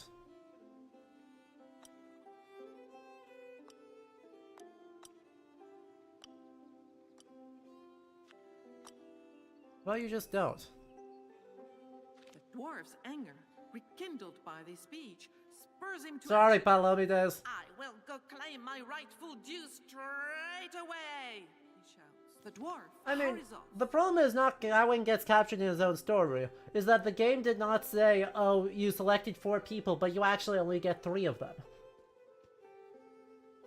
And so if you don't have redundancy, you softlock, or force yourself into a bad ending, I should say. Rangain breathes a sigh of relief. Uh-huh. Come on, say it. Whose loyalty to Isolde is unwavering. Well- agrees to speak because our No. hero is a knight of the round Well, table. wait, no, that's not the source. Isolde made a love potion for herself. No, Isolde's and mother made the love potion. Not earned your marriage to this man she never loved. And told Brangain to put it in Mark's drink. But And Rangain did a bit of matchmaking on the side. Tristan and Isolde drank it together. Yeah, as they okay. crossed the seas There we go. From Ireland to Britain. There we go. They have Okay. since been They're acknowledging that it was intended as a way to deal with marriage to Mark, that contained the and Tristan drank it by mistake. Ish. Isolde is the best woman in the world. Ish. She is the daughter of the King of Ireland. Tristan met her there after slaying a terrible dragon. On Isolde's and Mark's wedding night, Rangain took the place of the Queen, who already loved Tristan with all her heart. Rangain. The King did not notice, so in fact, Also, the marriage yikes. was never consummated. Mark ordered the horrible things that made Tristan and Isolde Also, friends. just, you know, that one. She can That's say no tough. more, for she is about to faint. The servant clenches her fists in rage. The dwarf manipulates Mark by inflaming his wrath according to the Baron's whims and wishes. You must not believe Frosin, sire, she exclaims. All he cares about is Tristan and Isolde's destruction. The maid stifles a scream.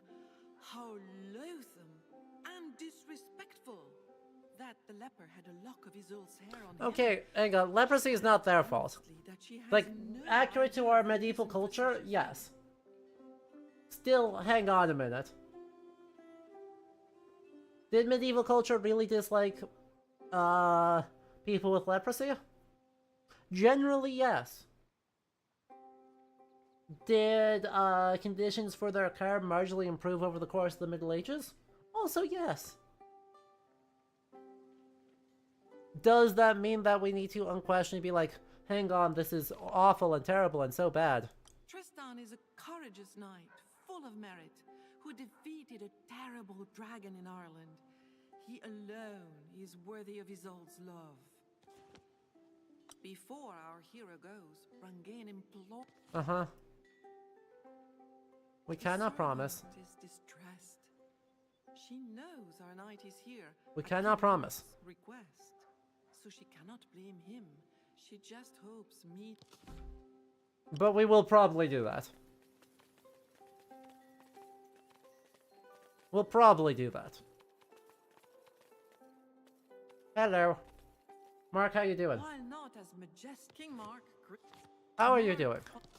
Uh-huh. The king is Trista? Tristan.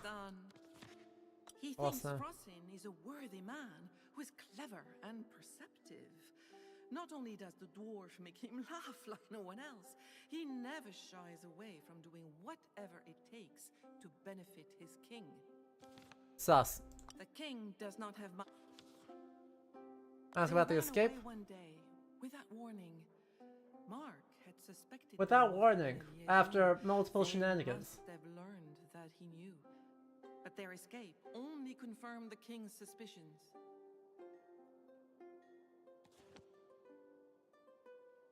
Embarrassed, Mark confirms that the lock of hair belongs to his wife. Only her hair is as golden as sunshine. The king asks where our hero found the lock.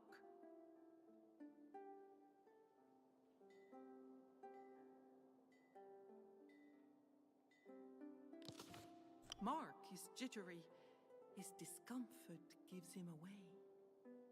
Knowing it will do no good to lie, he declares, after their escape, Isolde alone was captured. Uh-huh. Filled with rage, I gave her over to the lepers to do with as they pleased. Frosten thought this fair punishment for her crime. But Tristan came back to rescue her, and they made their way into the forest together. Yeah, I don't... King Mark is unsure.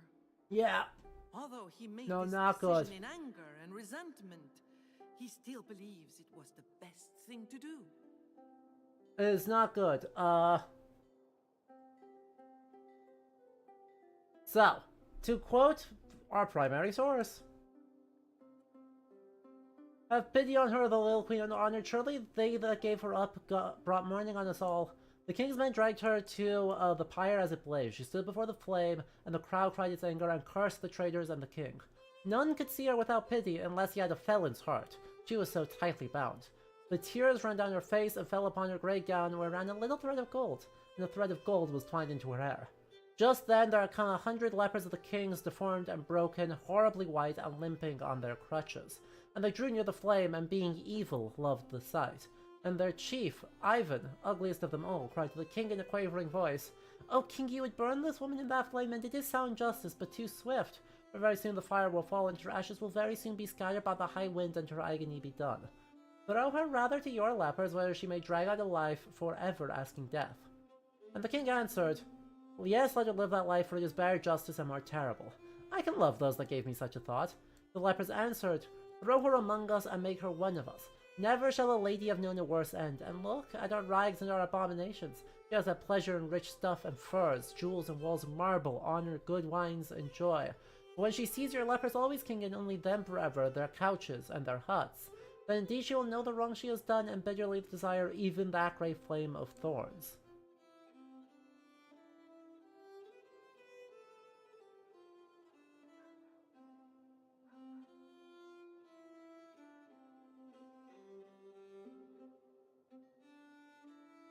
And then Tristan heroically runs in, snatches them up, and as they chase after him with their clubs and crutches,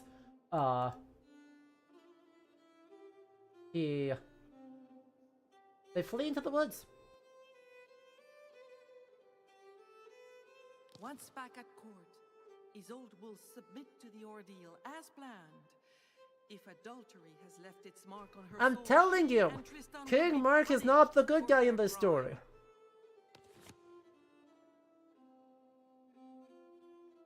The king pales.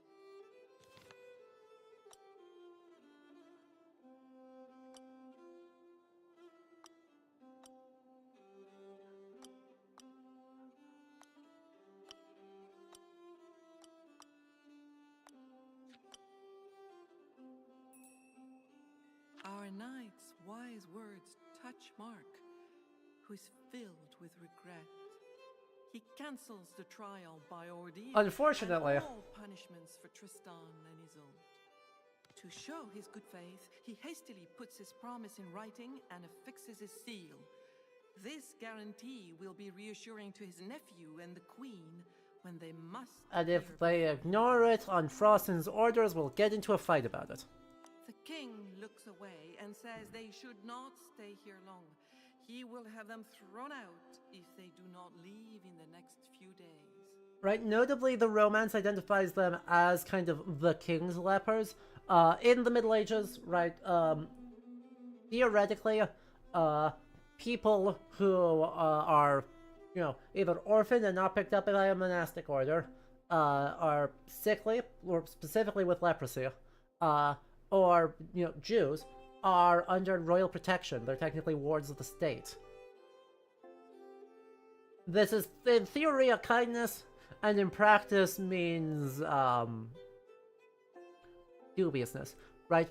Obviously, lots of variation, dependent on the whims of the individual ruler, right? Some of them did invest heavily in houses on the outskirts of cities, that would serve as, well, they're leper hospitals, right? Places for lepers to live, at least have some amount of safety, at a dry place to sleep, couches, a spot where they could be treated without having to line the streets begging for alms. Alternatively, it could mean that they could be driven out at a moment's notice. Frowning in disdain, Mark. Our knight back. Anyway, I believe that solves our problem, because we have two. We have two, and now we can go down and we can get our third. Oh yeah, also, I'm so sorry. How did that go? Giving the little man his money. Just our hero. Fair enough. That works. Hi. Hi, you're so curled up and so comfy and cozy.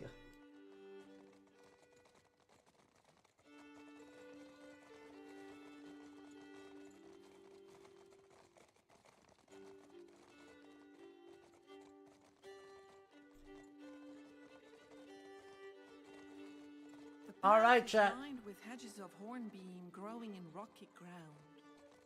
What do you think the odds are that we can An escarpment comes in the horse. get back out safely, back up to the top? All right. Let's make the escarpment. Find a safe route down. Sealant. 14.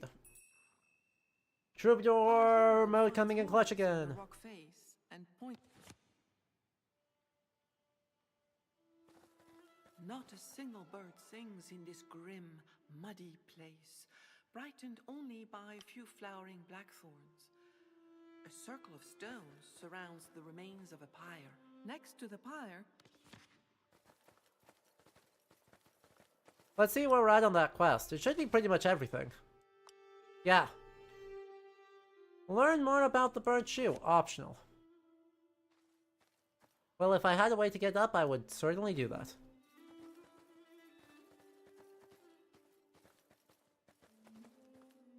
the blaze.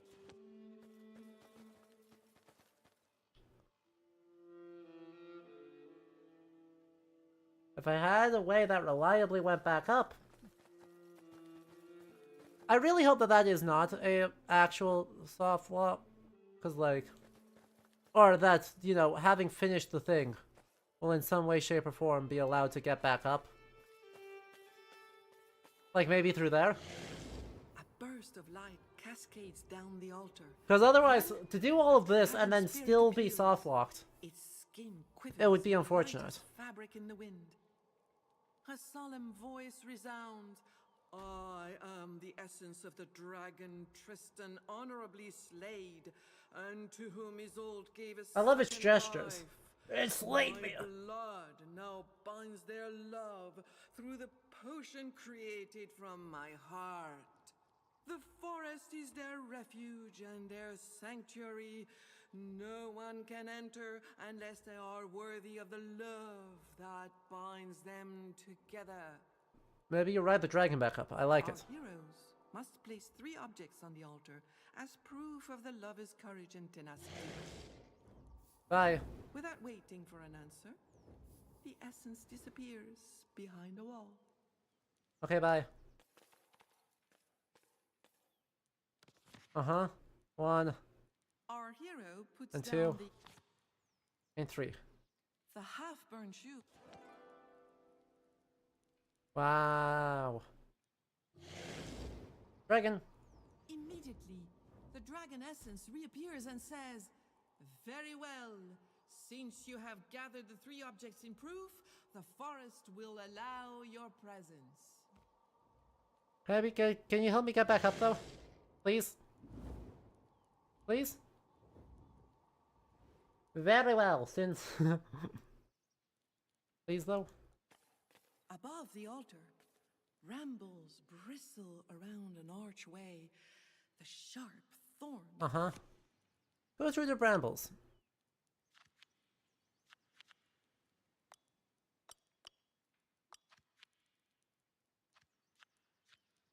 Ten, 12. There we go. Our hero passes first among the prickly vines. He pushes them aside. Wonder if that's actually how we got back up. That is how we got back up. We had to do the bramble check the whole time. But we are now. So I guess we weren't soft locked. I was just not clicking on the right thing because I didn't really understand how that worked. Oh. Wonder if I can burn some of these bad. Wait. I can burn these bad cards. Nope. In the forest, a hound. Doggo! He holds rags in his mouth. Doggo! Though Oh, torn, what a dirty, doggo. the vibrant red fabric is sumptuous. It is even embroidered with gold thread. Puppy. 2 odd cards with the same value. What can I do for harmony? 3 consecutive ones from the same season. I have to do 6, 7, the 10 and the 6, or a 5 and 7. Or I go prophecy and I go 1 and 1, and I cast that spell and I burn a 1 and a 1. I'm just saying. I can also now use... I don't need harmony that much. But I could use a 5 and a 7 to reset the fatigue.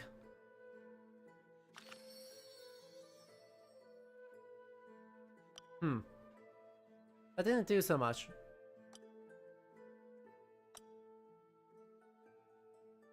Four cards from the different seasons. Or 3 loyalties, which could include the Grail card. Or high magic, which is... You know, 1, 2, 3, 4.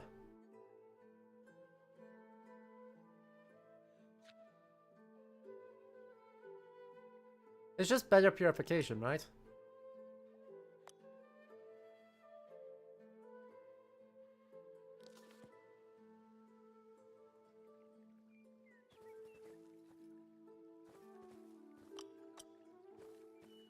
Also, do we have other equipment here, actually? Hang on. Let's just quick check, make sure no one's got other equipment that we should be using.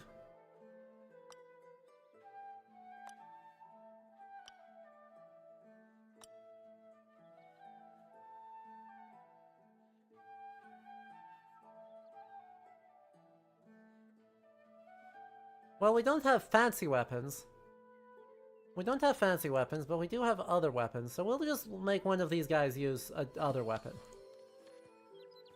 Can you pet the dog? The dog will run away. Stands in the middle of the path, surrounded by wood anemones. A lark sings on a rowan branch just above. The fountain's pure, clear. Ah, we'll drink. Cups his hand. We drinked.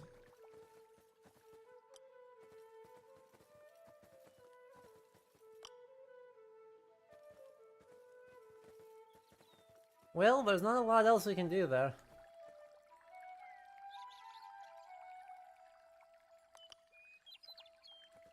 The fountain's pure.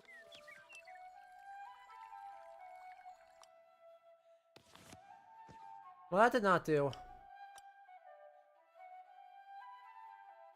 Okay, we're gonna have to just... I guess we have to just leave the forest now. Be like, hey, we found Doggo. Any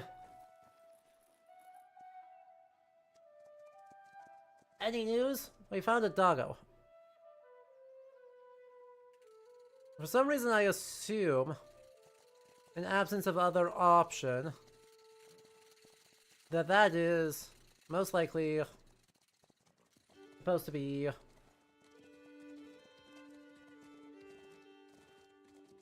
Brangaze? That would be who would make sense to me. Is either that or the Dargon.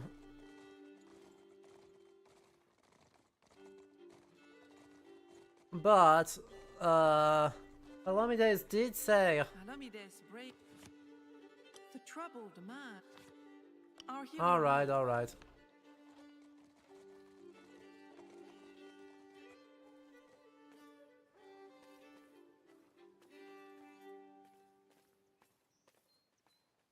Our hero. Really? None of The those. servant bows in silence as our... Okay. But there aren't that many people who know about fabrics. I'm just saying. Once his... King Mark's face turns red and... Uh-huh.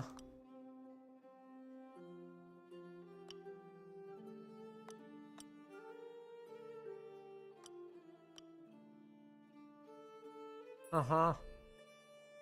When our hero insists, Yep. the flames rose high into the sky. The convicted lover's man... It must have been Tristan's, as he escaped through one of the... Relieved. Our knight bowed. Okay.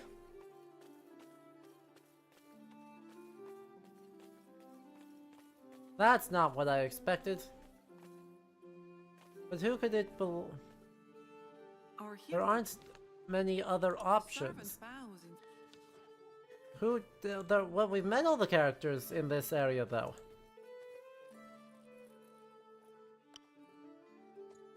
Like, hang on, what? We met them all. Our hero leaves. And I can't imagine that Arthur actually knows anything.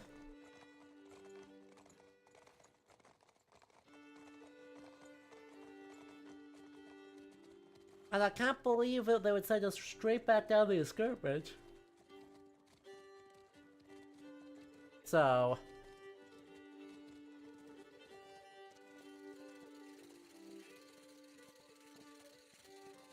well, for thoroughness, let's try.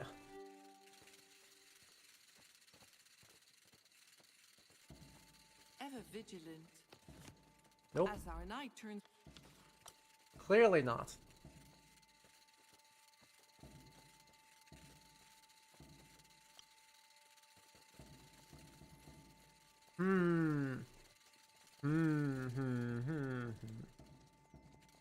There's nothing that way, so we'll enter the forest, and we'll just try walking a different direction.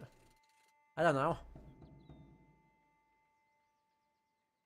Let's just try the ever so... Nope, I can't walk to the left. And I can't bypass this. So...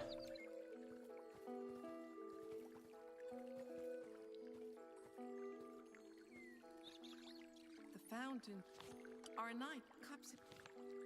Our knight cups his... keep drinking water. We'll drink it dry. Oh, we can talk to the bird. The lark on its branch sings its melodious I should have known we could talk to the bird. Our knight cannot believe his ears. I'm sorry. It is indeed to him that the bird is speaking. I am loud, I should have known. says the bird. I watch over this fountain and lend it my voice. And who are you? The bird replies playfully. The That's how are they bird doing? nods its little head. They are alive and well. Yay! The couple is walking arm in arm, encouraging each other. I know on I was... deeper look, into the forest. I'm saying that I'm foolish. Okay?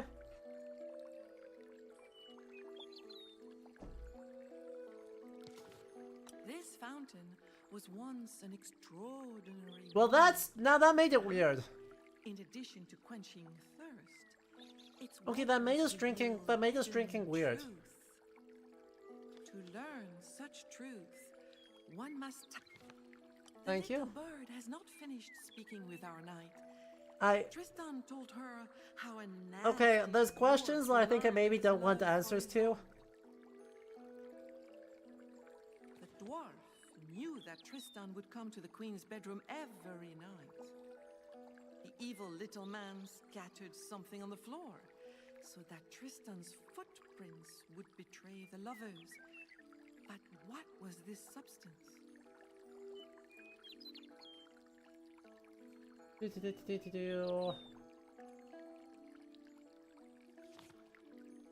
Yes, you are quite right, exclaimed Just... the bird. Chad, I cheated. Evening, Tristan's footprints Chad, I may have cheated. gave him away.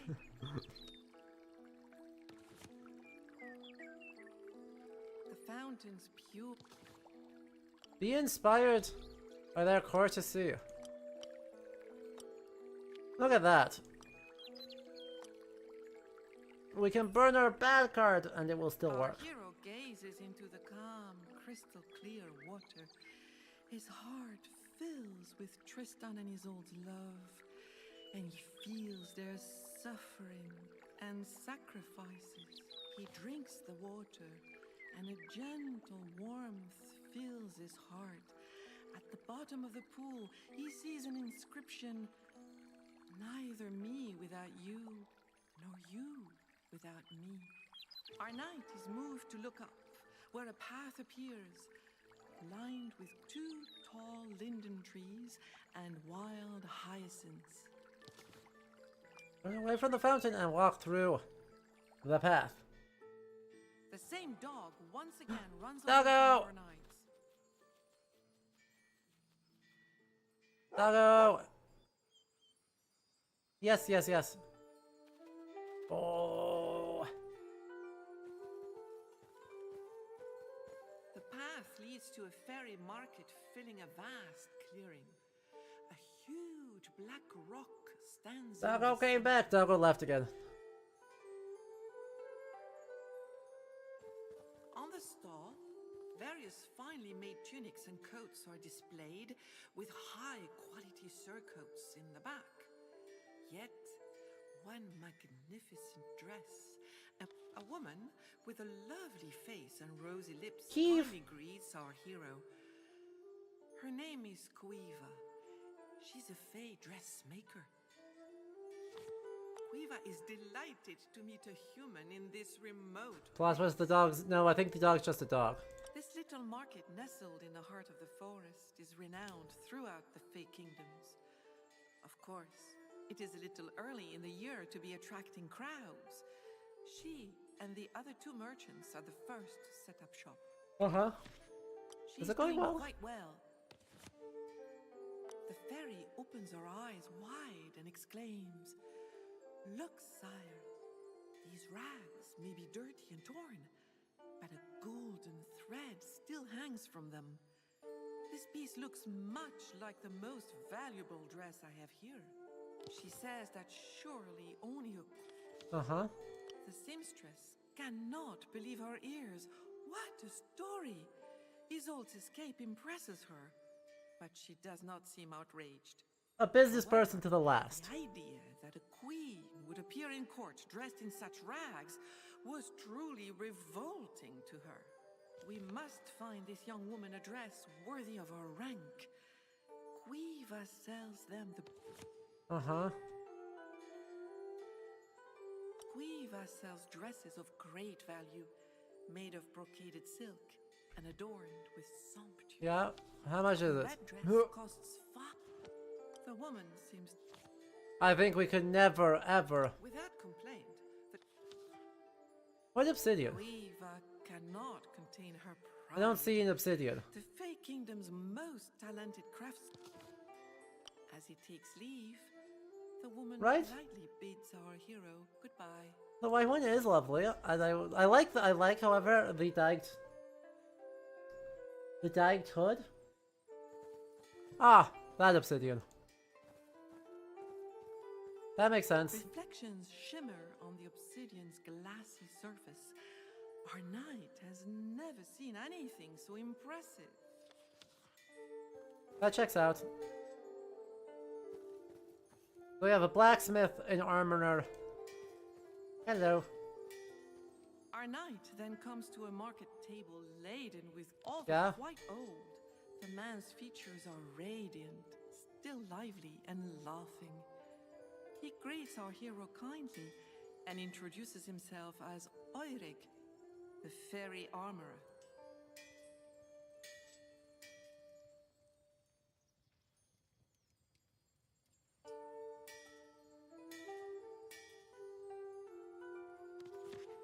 I disturbed Winter from being so cute. Eurig is delighted to meet a knight. In fact, our hero is the first human he has ever seen in these parts. I mean, he still is cute, but no, he's not extra cute. part of the forest coincides with the other world. For centuries, the market has been held here every spring. The armorer puts his hand behind. The armorer displays an Ophidian gambeson padded with tarragon and serpentine to effectively protect against dragon, snake, or wyvern venom. The price? He also I don't have has that. an indestructible helmet forged from the finest otherworldly metal. I do have 300. and made with lapis lazuli for sale for 500 pennies. He then shows a piece of. The man examines. Got the obsidian.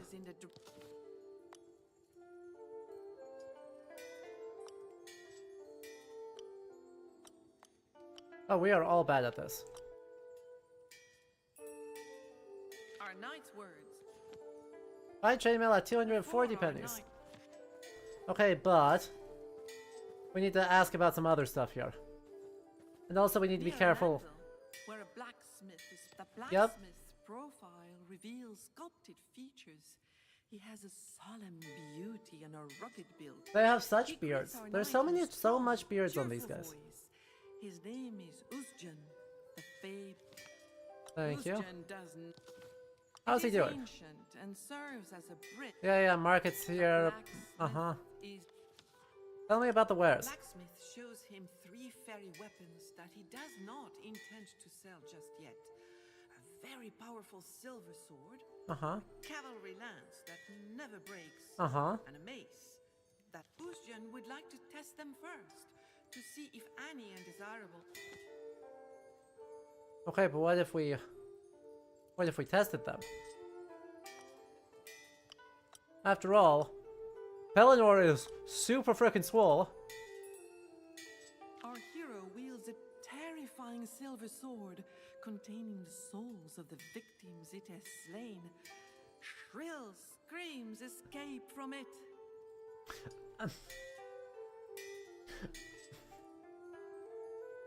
Our knight never relaxes his attention, all the while showing unwavering willpower. Soon, he's no longer affected by the screams. He returns the sword to the fake craftsman, who is delighted to have had all his weapons tested. Kinda super heresy?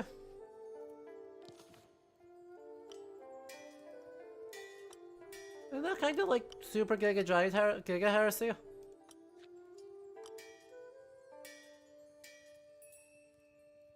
Our knight lifts a cavalry lance with a purple tip and a glass shaft of unfailing strength. Condemning people's immortal souls to being trapped inside a sword? Feels like that's bad, actually. Our hero stands firm and steady. Finally, that's the third one.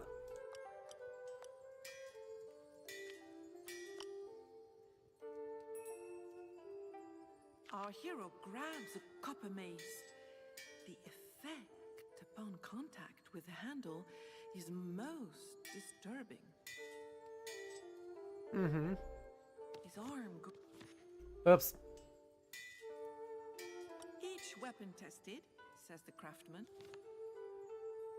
Well, is not we definitely in cannot. addition to being a kind of portal.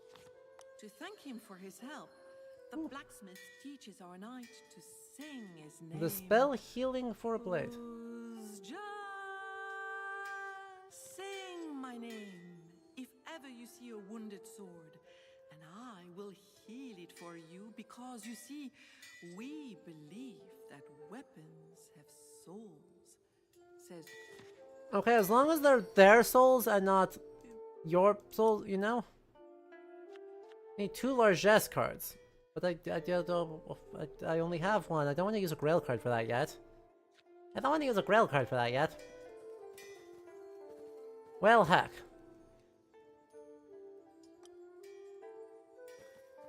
So the only one I can afford Our knight is the chainmail. will be able to face anything with. Before our knight turns away, That's the only one that we can afford. So we will Wow, that's a lot better.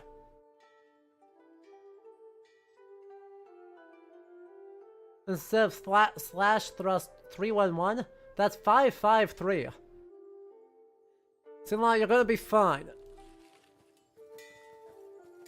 Beyond the market, our hero's way is blocked by an Oh. obstacle. They cannot go any further. I see. Reflections shimmer.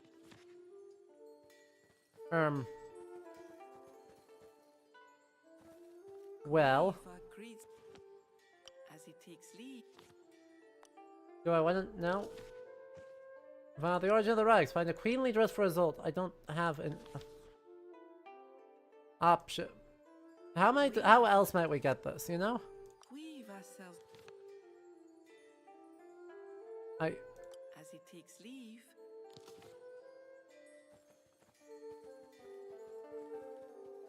What a gorgeous red. I don't exactly have a choice in the matter. As no one seems to be paying him just at that moment, the obsidian begins to crackle and redden from a heat growing inside it. The dressmaker exclaims that her most beautiful dress has disappeared. What now? Guards come running. The fairies accuse our heroes, certain that the stone has just revealed its No idea what you're talking about. What Quiva now? exclaims, you will have to plead your innocence, Okay. knight. If you are not guilty, you will not burn, and you will be free. But if you are wrong... Mm-hmm. I mean, it's not that difficult, apparently. Look at that, look at that. The hero comes up with an idea. The three fairies get restless and impatient. Offer the fame I drew name? He No! has had enough time to think.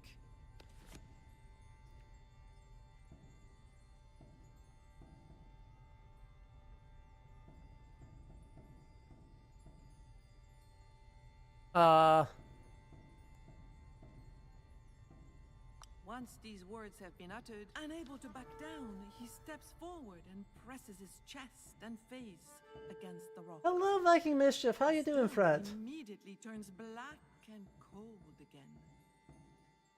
The stone has spoken. Well, Fairies. I didn't Man lie. Is innocent. You've This been is well, when I'm our good. heroes fall Oh. into a deep sleep. Aren't you?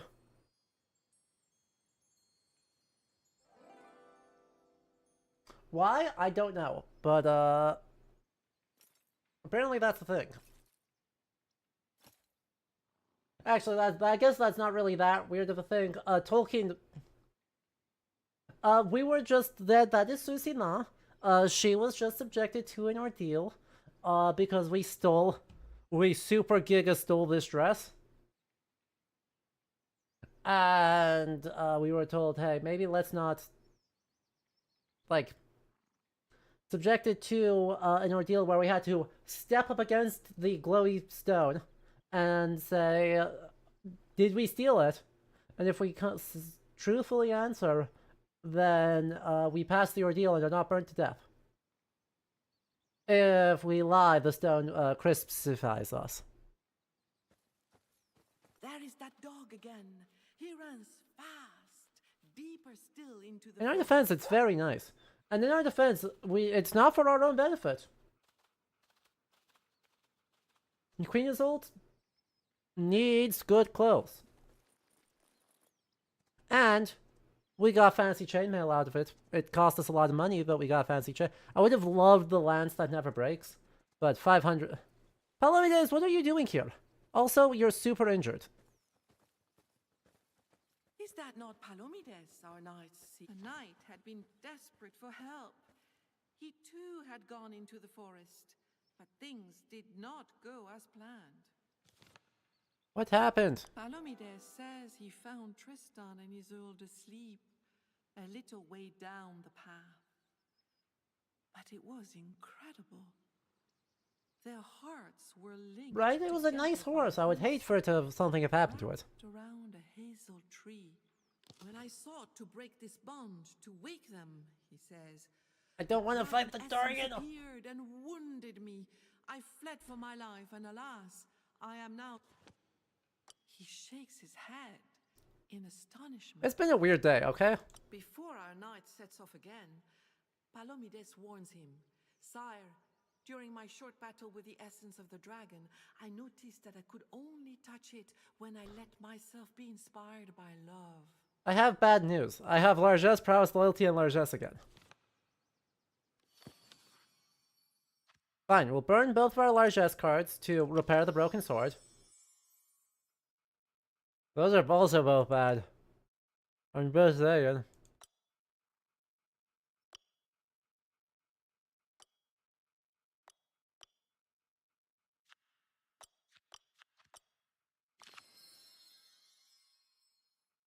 You gotta be kidding me!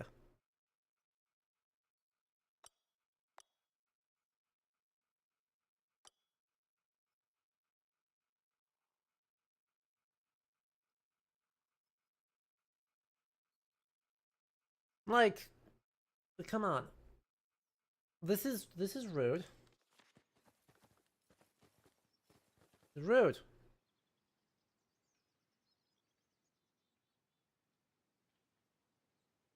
Fine. Let us set what the next 3 cards are.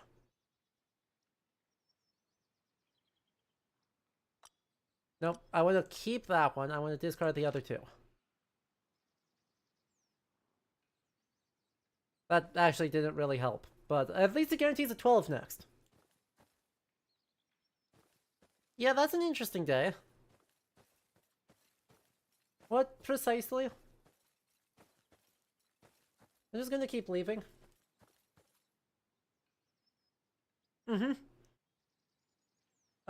There's only a rock and question mark Irish mythology where the king has his question mark wife put her arm in a stone face mouth. She lied about cheating, the rock would scream. It's probably inspired by it. In this game, pretty much everything fairy, in some way or another, is based on gives way to a deserted moorland, Irish material. blanketed in white flowers. Tranquility and beauty reigned there. Right, it's all Irish. Anything Fae is Irish in this, which is questionable for Isolde given that she's also Irish. Alright, Wolfie, thank you so much for hanging out. Okay, well, apparently that's... Apparently this is different. Don't tell her your name. You make a good point.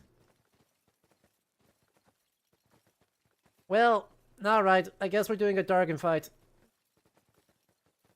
I don't want to do a Dargon fight. I'm not good at Dargon fights. Like, my squad is pretty, like, mediocre. Also, I should be on my horses. We should, if we're gonna be fighting a dragon, I'm just gonna say it, we should probably not be here. Oh god, there's so many prowesses. Uh-huh.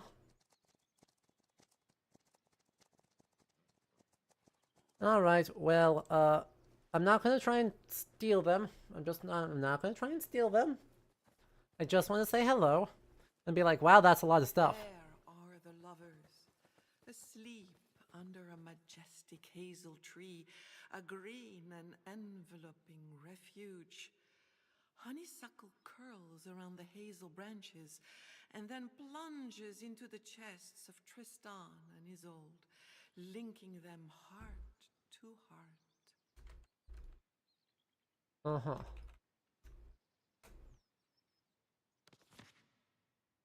Well, our hero brandishes his arm. No sooner has he grazed the vine than the in the original mythology is specifically called hammered iron or just iron in general? Hi.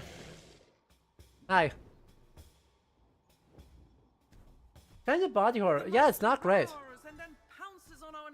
Hey, wait. You were so eloquent before. Oh wait, you were so eloquent before.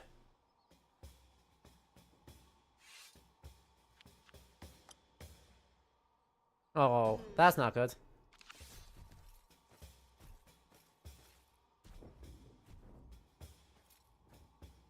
Difficulty 26?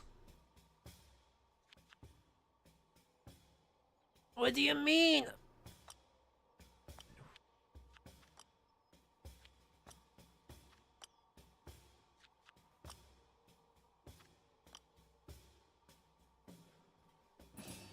Max roll Grail card. Get wrecked.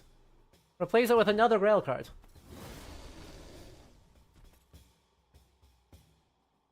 A defense challenge love against the Dragon's Essence.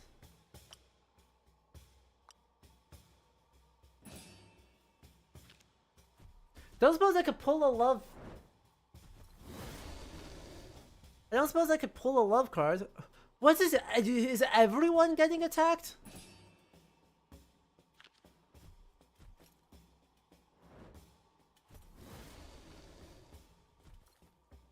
This is not great. Alright, Pelennor. This isn't the questing beast. But this isn't not the questing beast.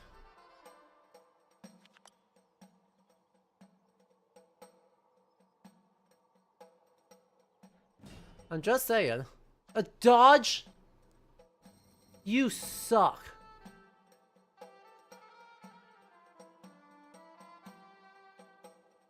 Yeah, I kind of noticed that as a problem. And I don't have an easy way to... A questing beast. A mythical thing that Pelennor in particular is up against. Two odd cards of the same value from different seasons. Let's burn both of these. Please! Oh my fucking god.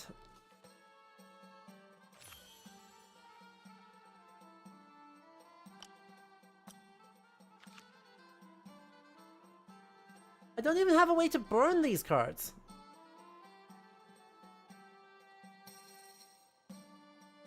Like, I genuinely don't have an option to get rid of these. That's not true.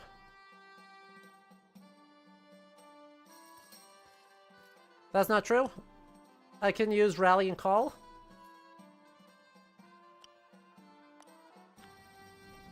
Burn that.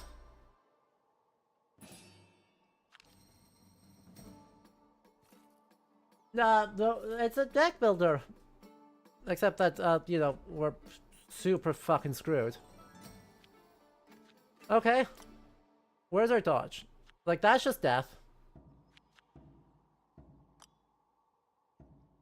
That's also just death. I have to burn my Grail card. God damn it. And even that was only a barely.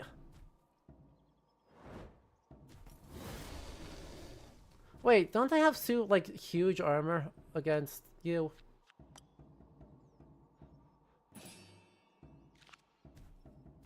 Okay, we got two loves. The fact that you attacked 3 guys back to back to back, wild. Please be another love. Ugh, it's a loyalty. That's good one for defensive. That's good for defenses. Alright. Urian. Just swing. With that. 24. God, no! There's no freaking way. A 24 is a fail?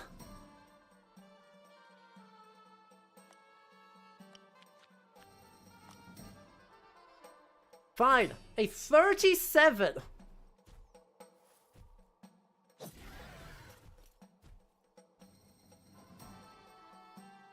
Three to the arm.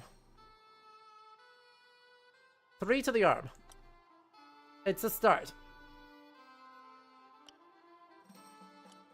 I mean, there's no universe where that... What?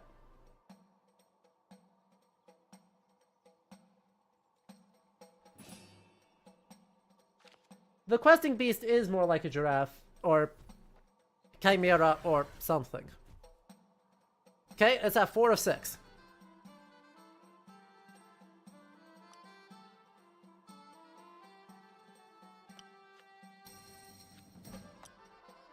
It's at 4 of 6.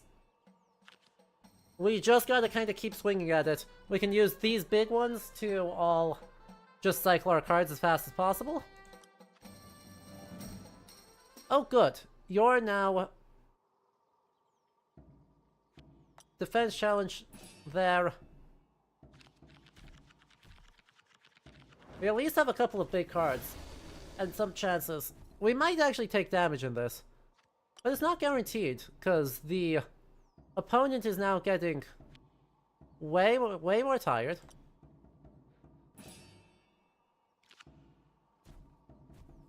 There are 12 love cards in this deck.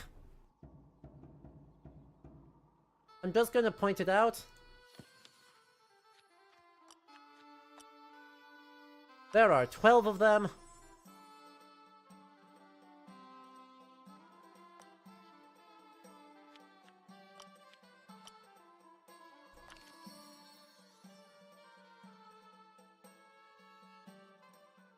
There are 12 of them.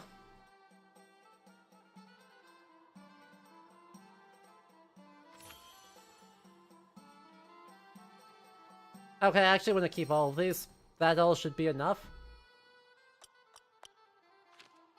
I actually really like all of those. I just need to not...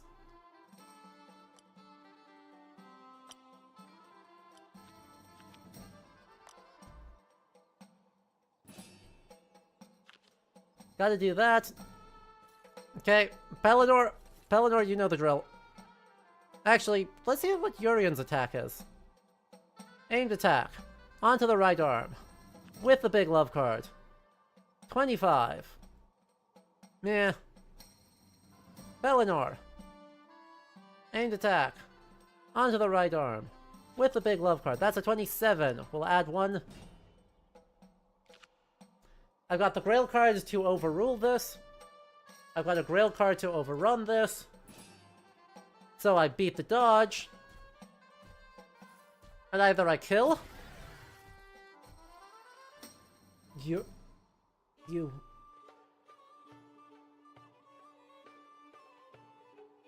I'm not mad. I'm not mad. I'm not mad. I'm not mad. Do you have any interest in playing Anna 117? At some point, yeah, I'd like to. It's definitely just not been a priority because there's been other things I want to do kind of first. But, like, I had good fun with Roamstead.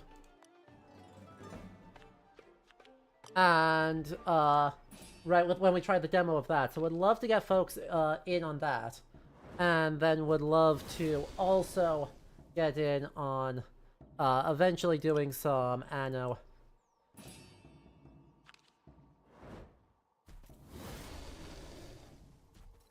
Exactly. I definitely have that sense too. Like, they're good. They'll be better once we give them some time.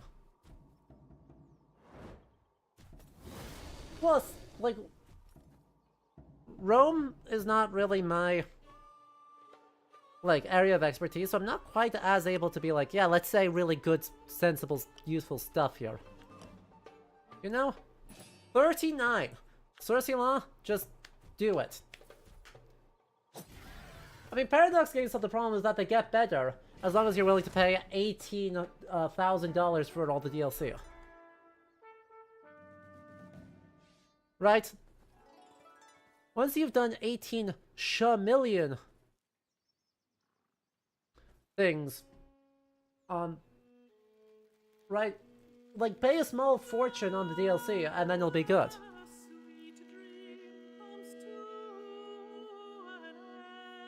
Could do.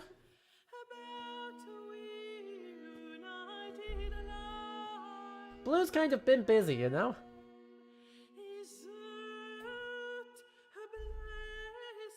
Magic.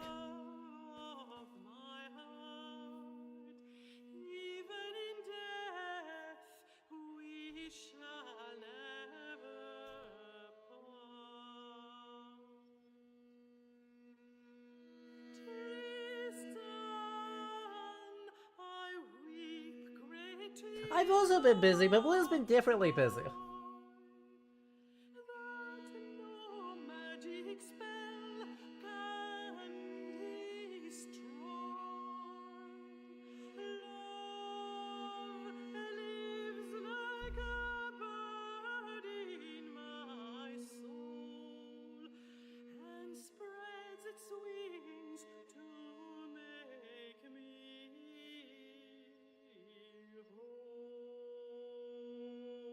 The music in this game is really great. Oh yeah. Suddenly, Palomides arrives, out of breath. He has just caught Frosin spying on them. Oh, that's not good. If it had not been for his injury, he would not have let the dwarf escape. The evil little man is sure to bring back the barons.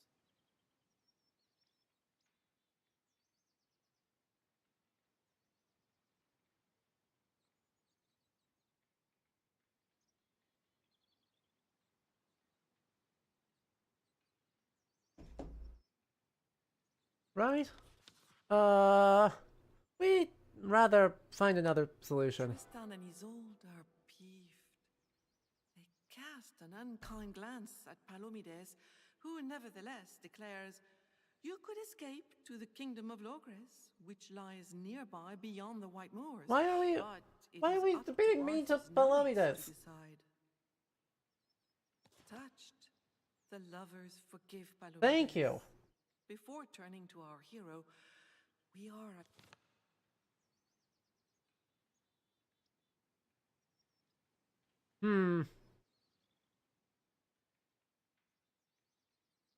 I don't know that I trust this. Mark is not known for believing what he said. But since we've got this... No, forgive him for being a bro? I've got no idea. Tristan, relieved, raises his hand to his forehead. Isolde, nevertheless, thanks our knights for this beautiful Look, Isolde, dress. no. Palomides, who will follow our heroes to Caerleon, bids the lovers farewell without a word. Oh, interesting.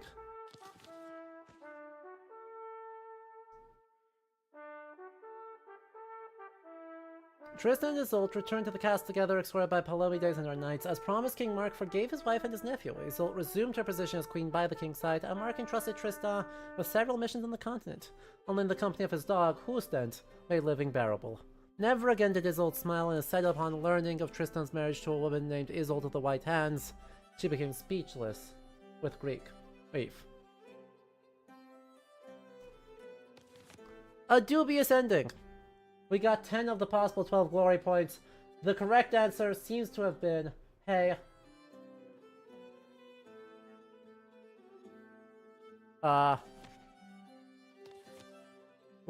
let's fight all of Mark's champions by having them flee to Camelot!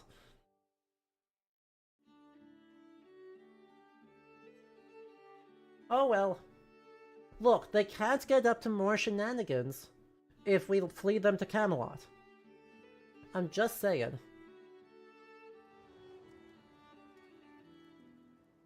Alright, Leo de Grants. Leo de Grants, it's been real, my man.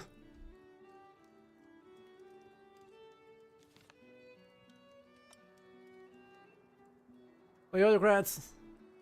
It's been so real.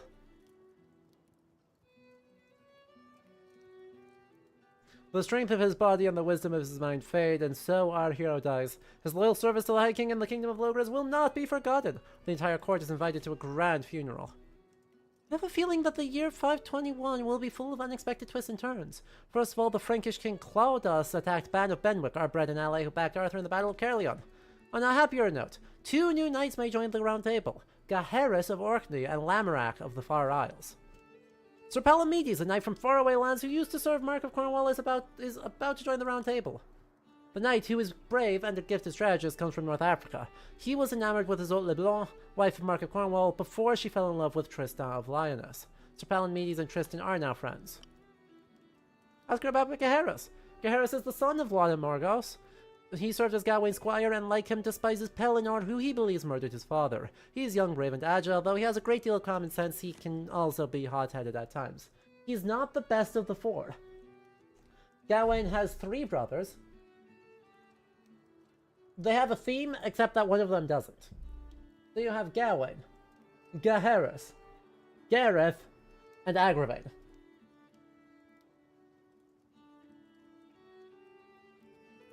Bro didn't get the memo.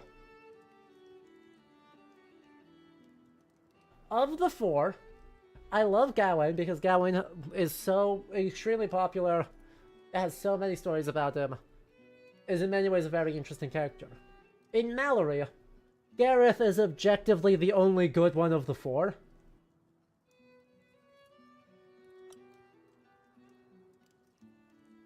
Like, legitimately, Gareth is like the only one who is the one who's gotten all of the brain cell. Sir Lamorak is Pelinor's second son after Tor. He's known for his courtly education, pride, and combat skills, but he has little love for Gawain and Gaheris. This has been brewing between them forever. Terrible rumor is filling Caerleon's halls with dread. Claudius burned down Ban's castle and his son Lancelot with it. The child was not found in the flames.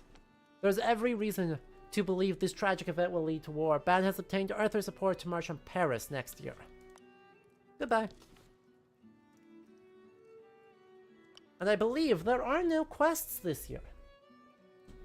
So we need to recruit another person. I mean, there's so many. But it's gotta be Marok, right? Hang on, let's just read all their biographies, we can decide later.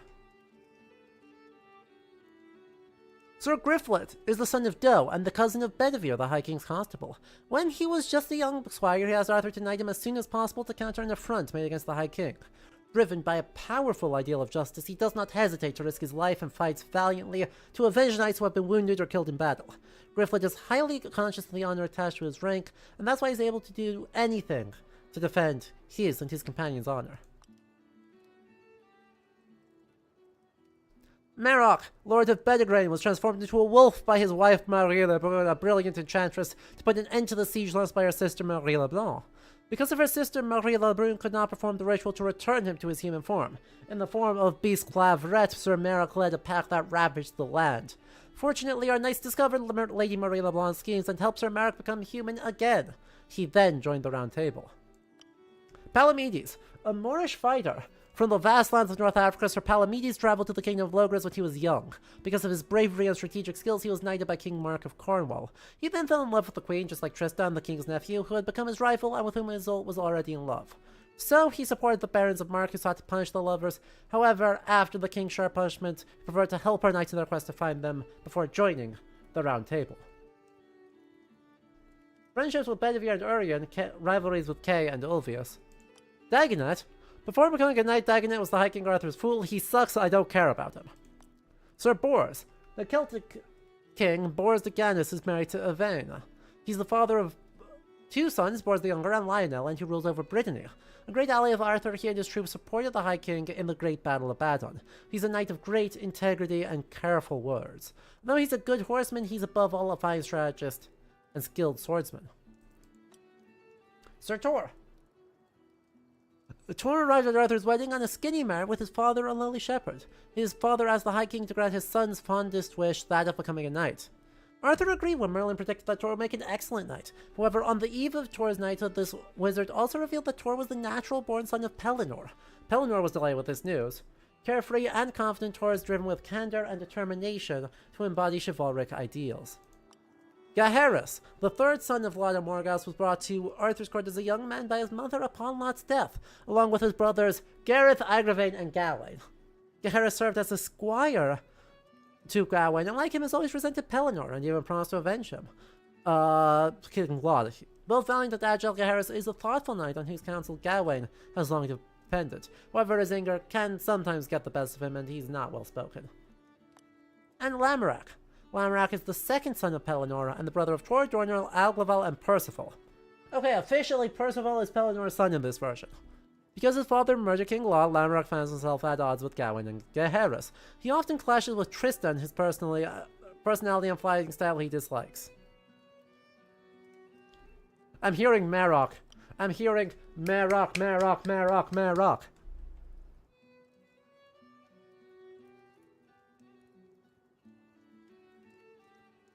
I mean, it's either Marok or Palamedes, right? Dagonet sucks. I hate him. Look, friends with Cersei Lan. Friends with Cersei Lan makes me pretty happy. Get him! Look at how cool this guy is. I don't know, what gaps do you have in your everything? Standard of living, you're fine. It's fine.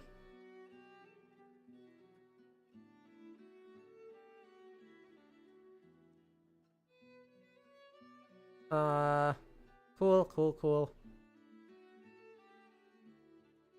So what things do you want to do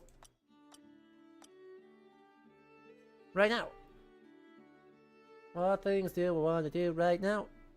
You have no inspiration whatsoever, so let's work on that.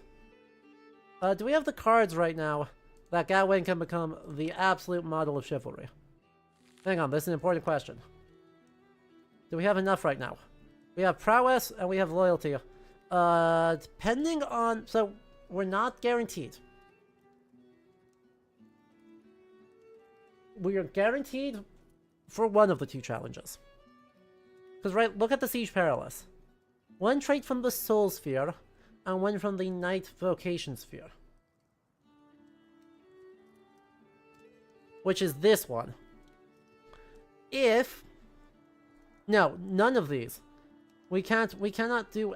Right, Prowess 12, even with a 12, we cannot do any of these. So, make sure that you're still working on your tournament. Eleanor, what are you up to? Garrison? Eh, Garrison's fine. Give you a little bit of inspiration in a bunch of spots. You're still just constantly in training, huh? I think we need to get you off of training now, Arthur. Like, holy moly.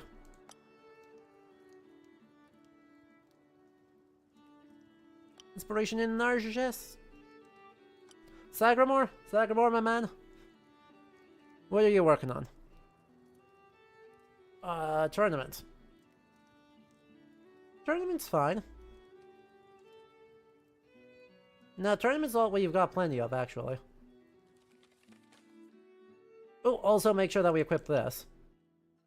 Like, I have to make sure I equip my cool meteorite axe. Like, imagine if we've just forgot to do that. You know how sad we'd be? And you want to...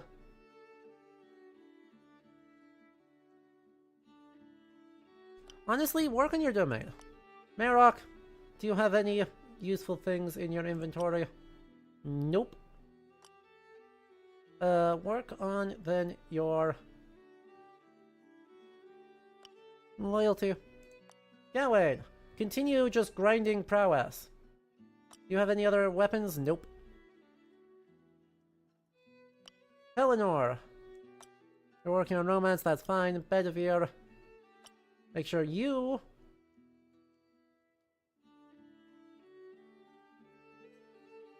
I have things equipped.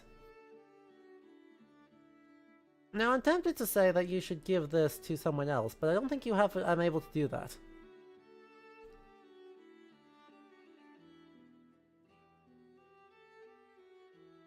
(412) 442 with +1 agility. Arthur has nothing well, okay. Nothing fancy. Freedwell. Also, Excalibur. You know, nothing fancy. Sir Urian has... You're working on that, that's fine. Ulvius. Ulvius has a really cool thing. I'm just saying. Hopefully that doesn't disappear when he dies. Because he's going to die soon. And it would be sad if it died. Or sad if it died with him. Scylla has equipped her cool thing. You don't have anything else cool. Well, you've got your Infernal Sword. You know. Training. We don't need you to be doing more training. We need you to be... working on your inspiration points. Beautiful. And that's our squad.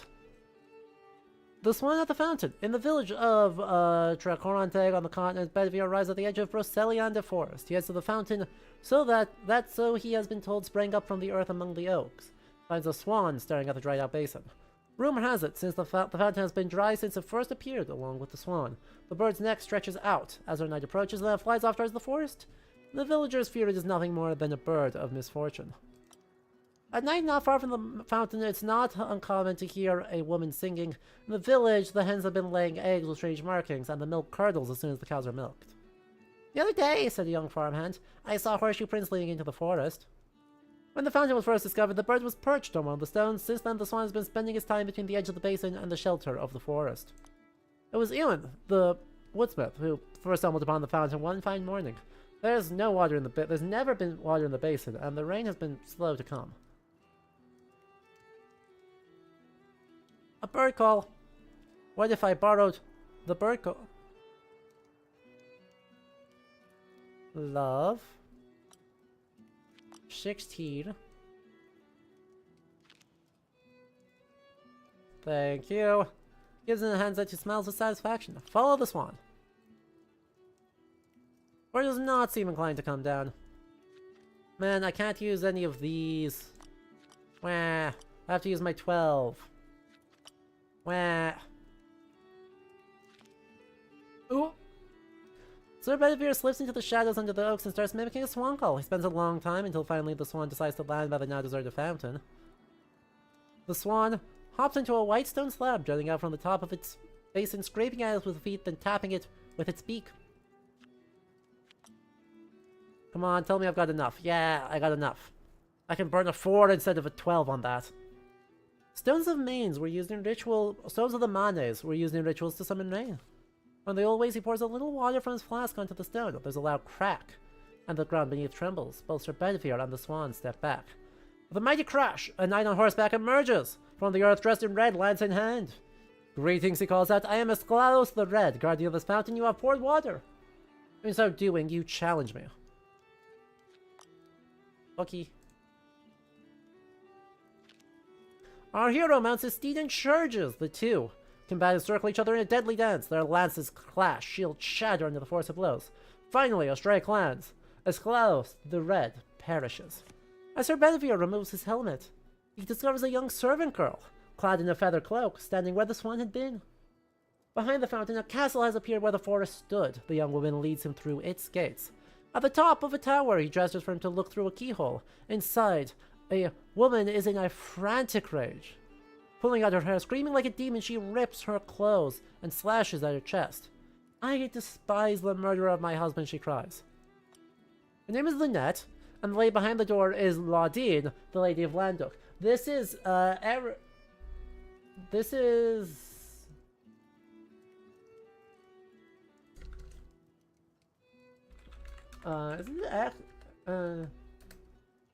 oh, it's, from Eva, isn't it? Yeah, this is from Eva. Gee, I wonder. Whispers to a night, but it was he who kills him? Because of this. Yeah, only you can undo what has been broken. But are you capable, sire? Tell me, what makes you worthy of my lady, so I can see into your soul?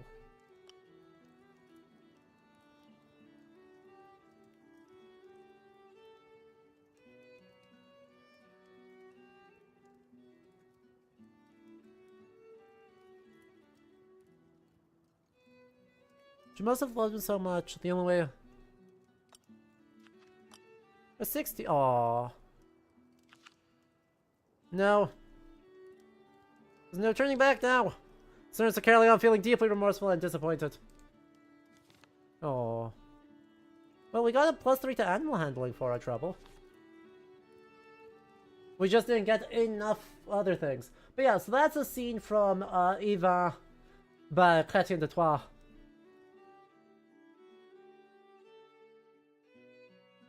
And obviously, Eva and Laudine get married. Unlike me, who sucks as bad at the video game.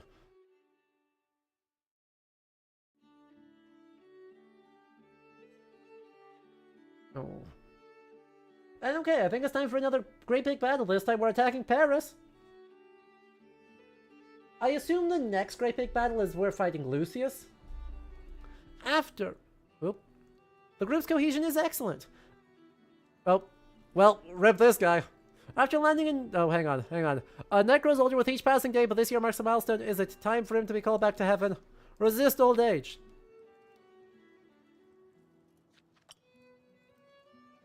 Ah!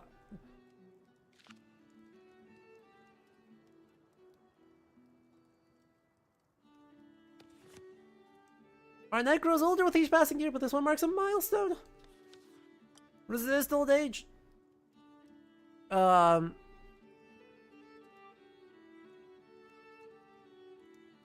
Literally not possible. Wait, we could dump all of our points. We could jump all of our points, but I think it's not worth it. Let's burn the 2. Goodbye, Ulvius! Oh man, I lose. I also lose his cool thing. This was at least passable.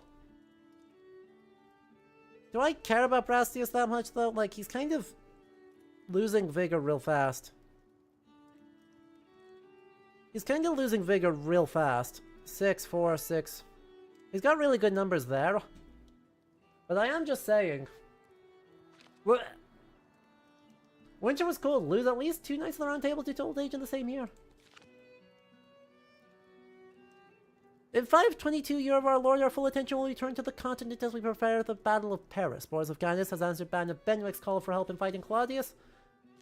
One more thing. Elizabeth, my beloved cousin, has been kidnapped by Claudius' spies. She is said to be a prisoner on the front lines, kept in chains by the king's side. I hope with all my heart we can save her. The vassal troops and Knights of the Round Table will soon be landing in Armorica. With Ban of Benwick and Boris of Gaius' forces combined, the High King intends to make rapid inroads through the Seine to the Parisian countryside. Arthur is betting that Claudius will remain near Paris, where he has already amassed his troops. Apparently, Claudius has sent for reinforcements from the east and north. He hopes to gain strategic information. Take leave. Goodbye. And recruitment. Palamedes, get in here. Oh, I can only recruit 1 person each year. Oh. Well, that's not great. Well, I would have probably tried to save someone if I knew I could only recruit 1 person each year. I'm just saying. Okay, so here's the thing. We are just on the brink of being able to do it.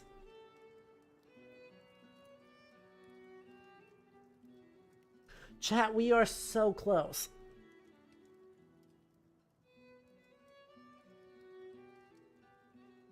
Look at those 26 inspirations.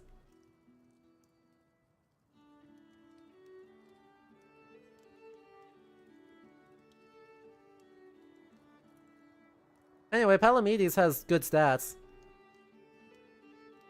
That's pretty much what I got going for him. The roots remind me, what's your norm? Oh. So you know how I said work on inspiration? Now, work on your domain.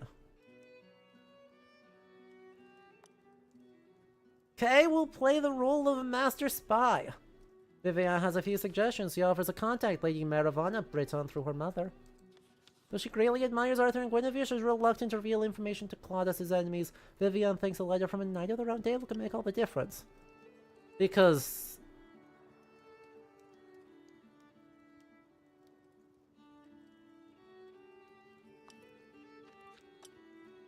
$27! The translator describes the true message, sends them a few documents brimming with information. Thanks to Arthur now has details about Claudius and his potential commanders, the Frankish people's opinion of the war, and the costs incurred. Then Vivian suggests our hero meet 3 men she has chosen for the next 2 missions. He must choose the 2 best and eliminate the least suitable.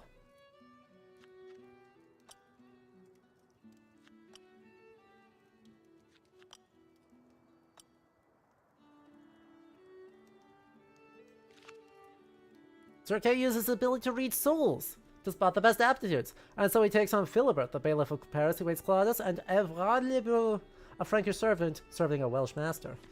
He now must assign each man either of 2 missions. To steal the king's correspondence, or inquire into the nobles in Claudius' court. With the utmost discretion, of course. Me, Philibert. You may enter the king of Francia's castle at will, though he knows the nobles of this castle. He is not very close to them. The two men set off immediately for Francia. Our hero will follow them at a safe distance, stopping along with Claudius' court and his travels across his kingdom. This will make it easier to receive news and to react if there's a problem. Philibert is the first to get results. He stole important letters, so which are good, to stay a step ahead. Our knight was to decipher them before sending them to Arthur. Sir Kay puts all his knowledge and concentration into making sense of the letters. He understands that several spies are at work in Arthur's court at this moment. This information will make it possible to unmask them. A little while later, more news arrives. A court spy follows the constable's servant, who has access to top documents about the war. Unable to find the key, he decides to kidnap the servant. The spy skillfully covers up the tracks of the kidnapping. Our hero is called in to interrogate the prisoner. They'll have enough time to get him talking.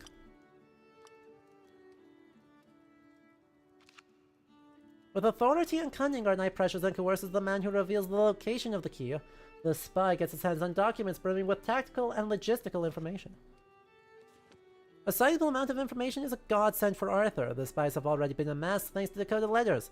King Arthur thanks Sir Kay, who fulfilled his missions so well. Good job, Kay. And we didn't even have to get into a fight about it.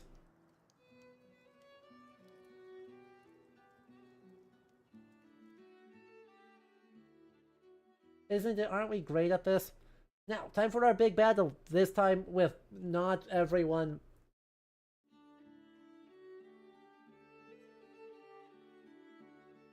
I should have saved Ulvius, is what I'm saying. I don't care about Brastius that much. But I could have saved Ulvius. We had enough material. Anyway. Arthur's army arrives in the lush sand valley just a few miles from Paris. Never before has the continent seen so many Briton warriors gathered in one place. In the distance, the Frankish troops, with banners raised, appear as little more than lines of dots. Alright, so here we go. First things first. The reserves are fine. But like... Ceylon, get in here. Make sure all of these guys have someone who's good at... Okay, Equestrian, yeah, that makes sense. Good at Equestrian. Alright at Equestrian. Is there someone who's better at Equestrian? Gawain. Palamedes. Eleanor. There's actually lots of people who are better at Equestrian, I'm realizing. So, Palamedes. No, that wasn't... Who? How's Marok? Yeah, he's fine. Oh my god. This one. Palamedes, get in there. I also want to make sure Sila gets a chance to shine. Which you won't do if you're... Okay, you're up there. There we go.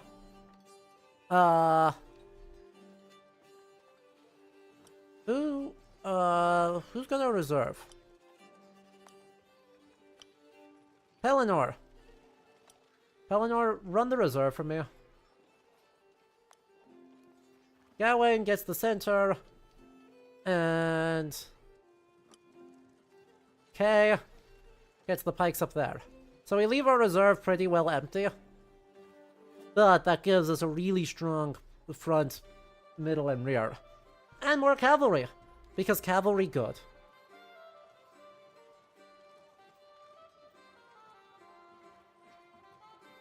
But Bedivere is now doing archers. You're doing stuff.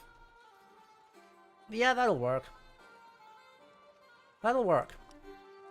Before the attack begins, Vivian must reach a burial mound. Oh wow, look at these guys!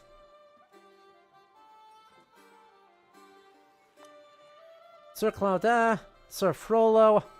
Look at this man. That's a cut and a half.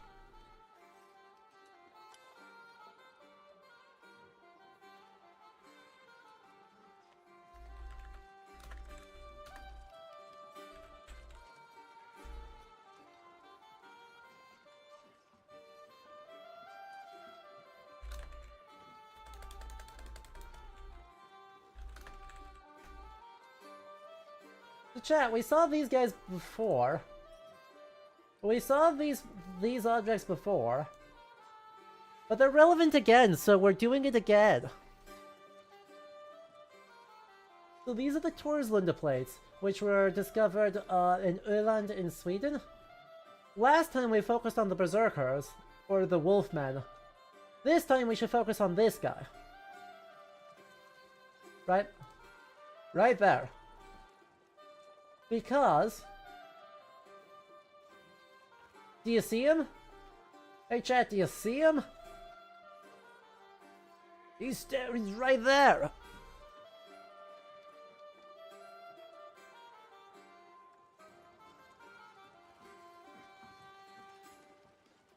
That's that helmet!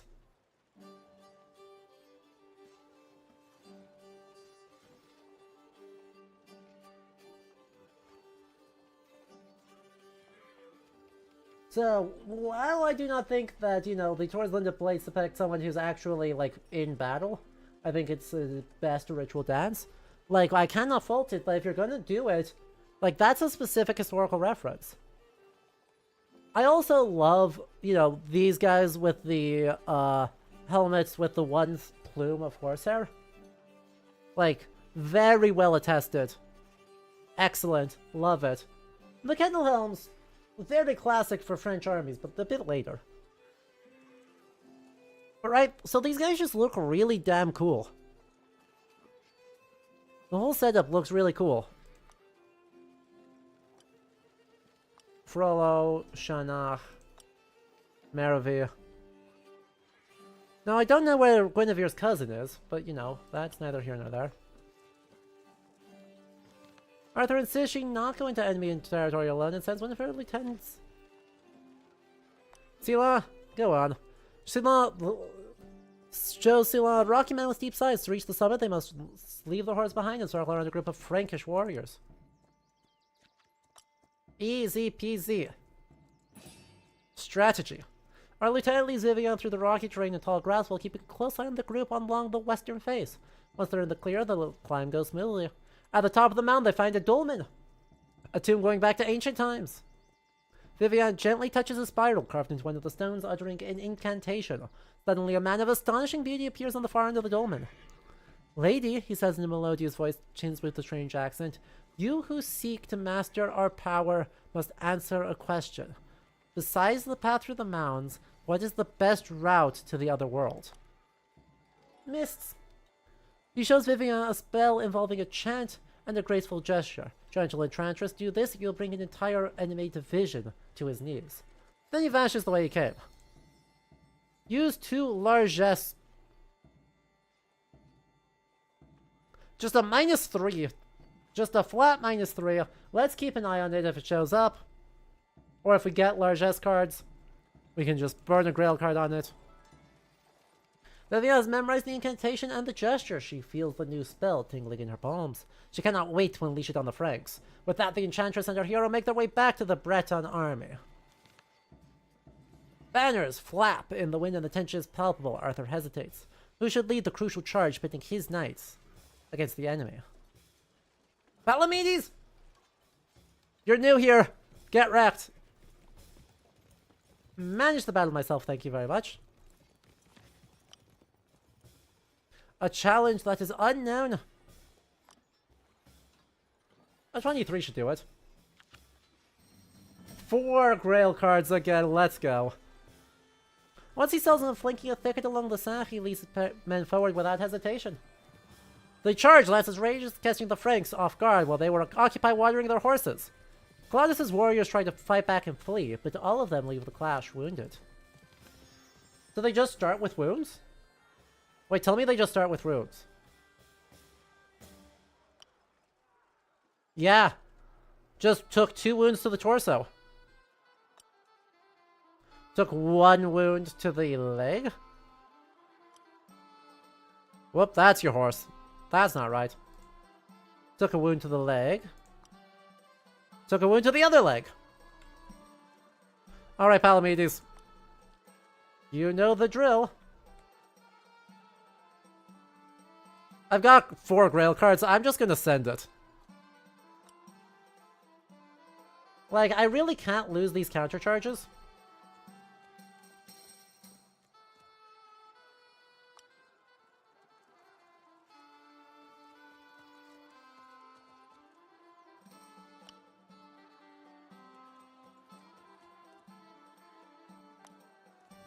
1, 2, charge! Okay. Grail card. Okay, I wouldn't necessarily want to use that. Just a mercy challenge immediately. Okay. Oh, I have no inspiration. Okay, let's just use that. Just be like, okay. Opulence. Get your opulence here. Wow, just like, bam, done. Perfect. Nailed it. Huh. Yeah, I should probably be careful on that, huh? Oof, my armor has a 100% chance of failing, or how about I just don't? What if I just don't? And then it's not a problem.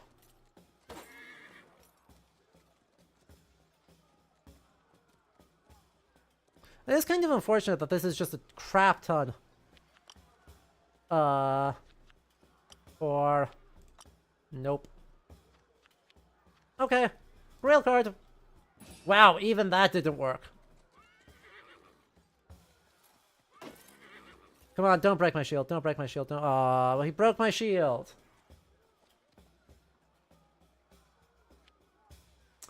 Well, that's not awesome. Still a 0. Still a 0. That's a 3. Yeah, but it only fell by 4. Which means I'm guaranteed to not be dead.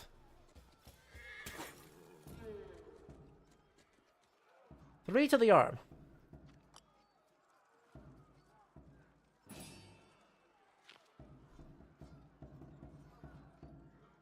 Alright.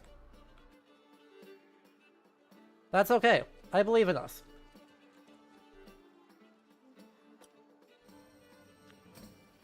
I mean, just hit our heaviest things, right? Hit our absolute heaviest things. See if we can't just kill these guys outright. Kill these guys outright. What do you mean I lost 1 honor?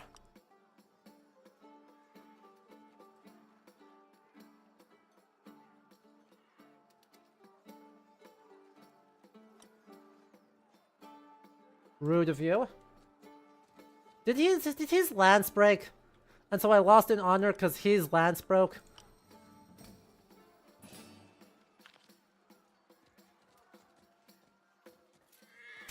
If so, kind of how dare you. 3 to the arm. And got thrown.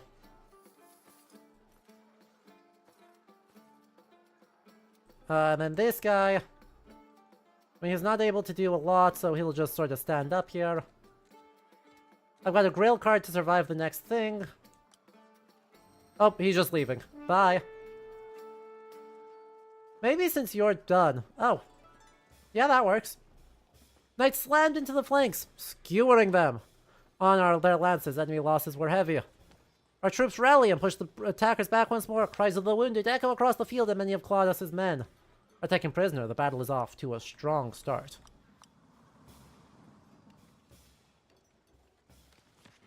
Arthur decides to act before the tide turns, that he loses his advantage. I need more. Gatwain!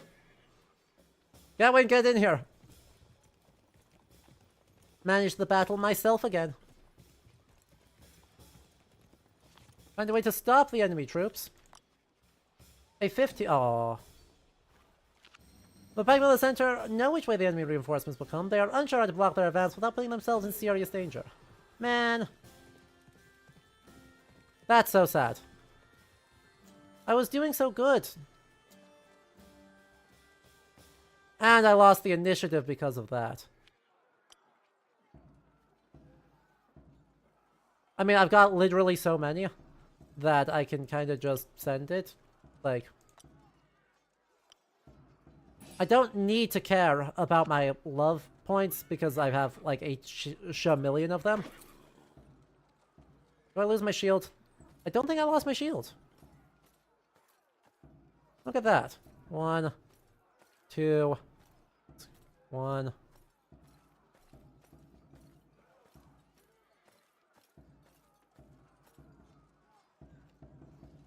So, I've got two kind of ways of doing this. Way one is I could have Gawain engage in honorable knightly shenanigans here. Way two is that I can have Gawain charge this guy, bulldoze through him, and then have my guys here focus on the attack. Like, this guy can kind of just do it, you know?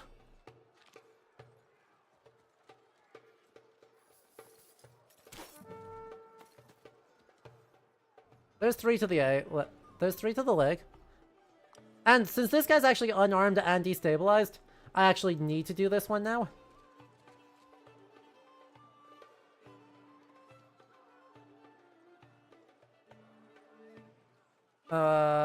Charge! A 20! Because even though...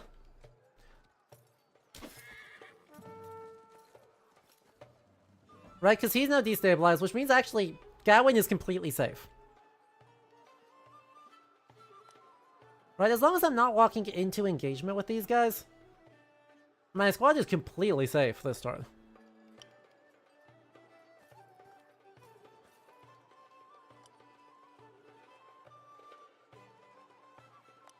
Yep, did not do everything.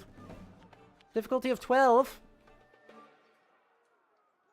Okie dokie.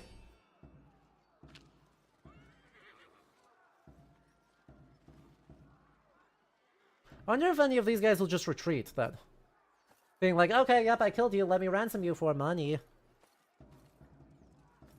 No? You chose not to do that? Man. I had so many good ideas, though.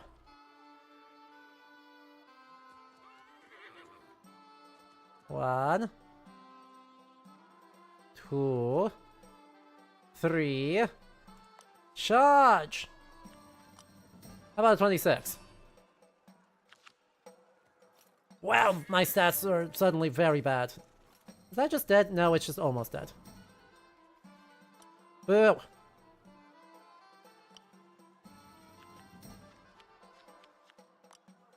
I don't expect this to work well. I just have bad cards. I've got really, really bad cards. Can I burn? Yes, wait, I can absolutely burn some. Prophecy. Go ahead and just cast that to get slightly better cards.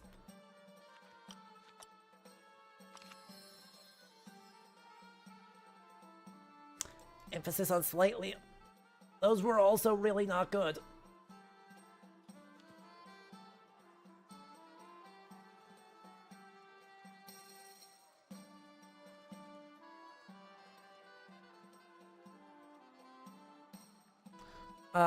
Okay.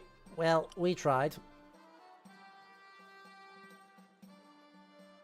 We tried. Oh, you don't... I don't need an aimed one. I need an aimed one, I just need a regular one. A 23! That should destabilize you. Look at these! Oh, and it forced you back. Interesting. You can then, I guess, run to get in contact here. And voila. And where does that leave us? You run forward.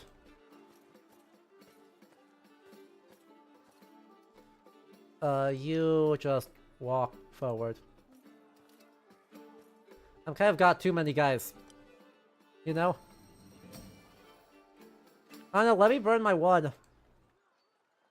Just so I don't have to deal with you. Right, burning my really, really bad cards on some of these is actually important. Cool. I don't have enough space to do anything, like, charge-like. So instead, let me just do an aimed thrust on you. That is a 20... Well, let's just check. Ah, that's fine. 22 should do it.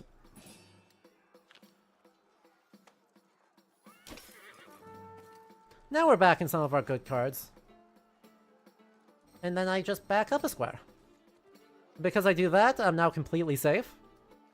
And now we just go Arthur's Pikeman until I find the guy that I can attack. And you have taken a wound to the leg. 21 should do it. We're not in a line where we are eligible to be shifted, so that should not be a big deal. Death. Cool. Now we force them to walk to me. Oh, bye. And now we are at 7 battle points. Our pikemen wore down the warriors, damaging their armor and driving their blades into their flesh. Our troops unleashed their fury, draining the Franks of their blood. The assault has been a true success for Arthur's army. The cries of agony echo across the valley as both sides gather their men and horses, reviewing their forces and equipment. Who do I want to use to do this? One of my younger... Ow! Like... Look. Is this risky? Yes. Do I want Merok to have cool bonuses? Also, yes.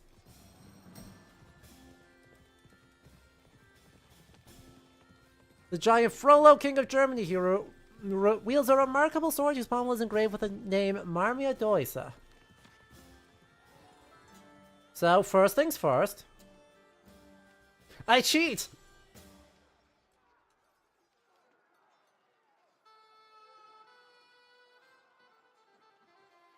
Also, screw honor. I don't need honor right now.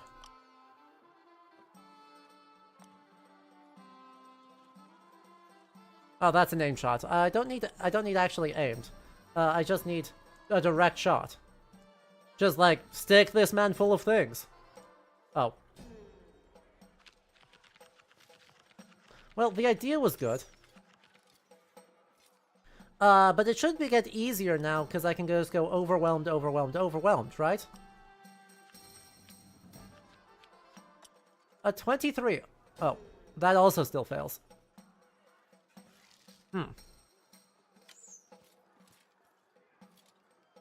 Well, we'll just focus on making you tired. We'll focus on making you tired, okay?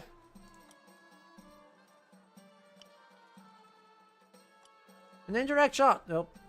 Oh, yeah. Indirect shot on one of the Frankish knights just for fun. Just burn this. Doesn't matter. There's a Grail card.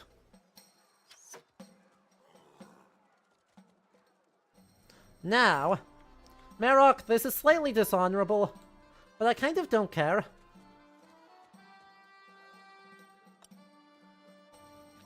I will lose an armor for... Oh. It doesn't even register that as a thing. It just says, hey. Was that only one? That's not awesome. Okay. That's not great.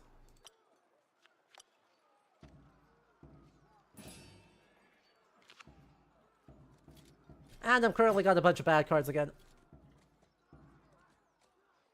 And yeah, you're gonna charge me. Do I have something that will do... Oh yeah, you don't scratch my chair. Don't do that. I understand you want attention, but don't do that. I don't have a 10. And I have... Wait. Steed. It's bad because it's still my steed, but like... I at least got the inspiration, so I was able to avoid some of the worst outcome. And now you're gonna back cycle, so now you get a charge. Did I break my lance? Well, this is very bad. That's another steed.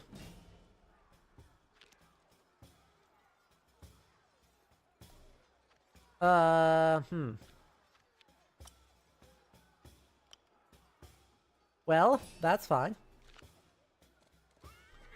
We've got a real chance of squeaking through here.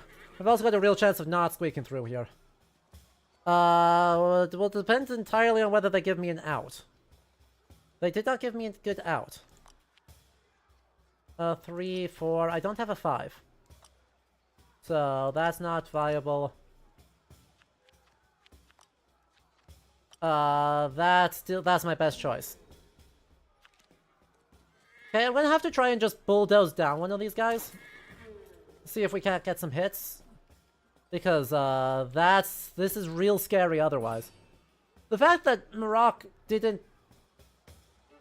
Okay, we actually have a way out right now. So, as long as we do not stand in the way of this guy. Uh-huh. And now it's my turn. Oh, shit, we're destabilized.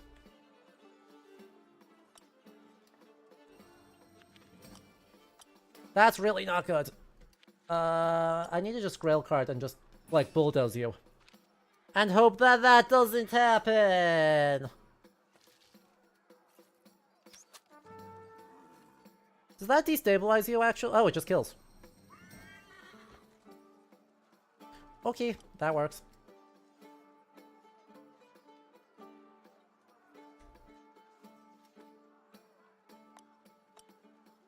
Wait, why can you not attack? Oh, you have no one on your file. God damn it.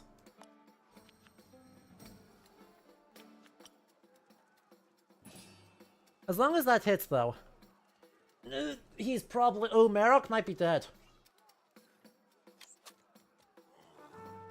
Because I just got screwed over real bad by my cards. Do I have spells?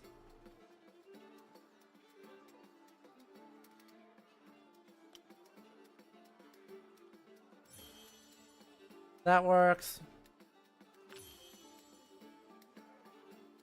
Okay, want to keep you, want to keep you. Want to get rid of you.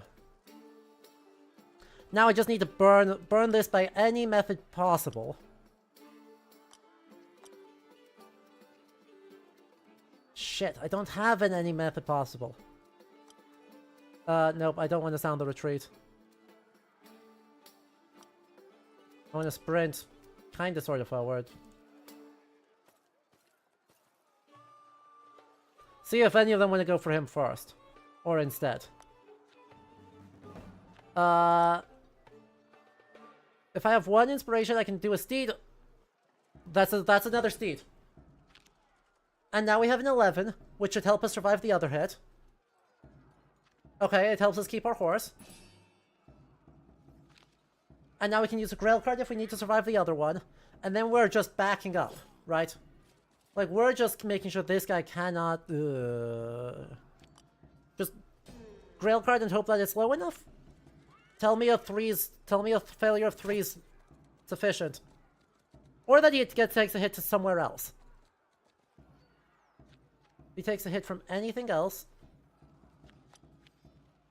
What do you have wounds right now? Right leg.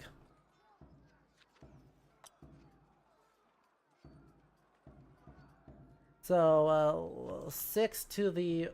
Okay, so a -2 to the head is still fine. It's not good, but it's fine. He's still destabilized, but we've got attacks now. What do I have for Grimoire, 4? Go ahead and burn those, so we hopefully get good cards. We did not. Cool. Cool, cool, cool. Cool, cool, cool. Cool, cool, cool. That's fine. Completely fine. Those are all okay. Those are all okay, but, like, I'll rather cycle them. Tell me you've got a shot.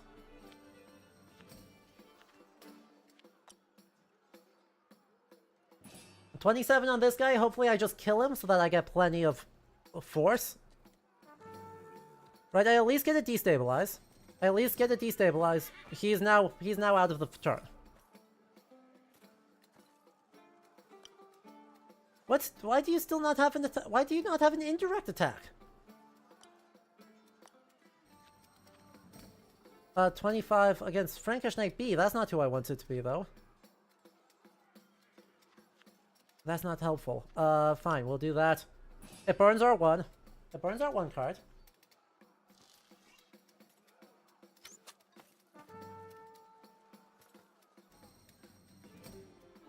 You're not dead. Oh, that's mad.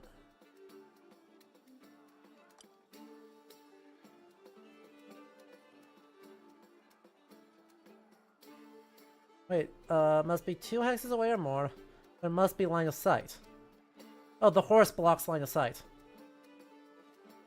Damn it. And indirect, you just have to be farther away. So I back up 1 square there, and we move on.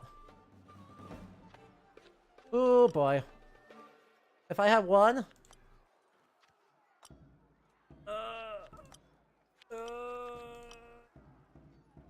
That's just death. That's almost certain. This is almost certainly death. Because that's a -8 to... That's a -8 to a single spot at a single time. So that's just dead. Oh no, we only took 3 to the leg. We're still up. We're still up. Doesn't matter that we're in trouble. It's fine. Everything's fine. I don't know what you're talking about. I don't need to attack on that guy. Holy shit, I need to attack on like literally anyone else.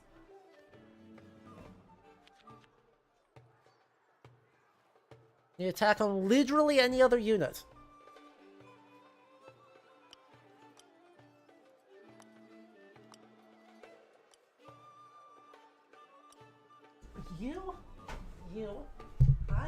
Yes, I know you want attention. I know you do. You cannot scratch my chair. I paid a lot of money for it. Okay?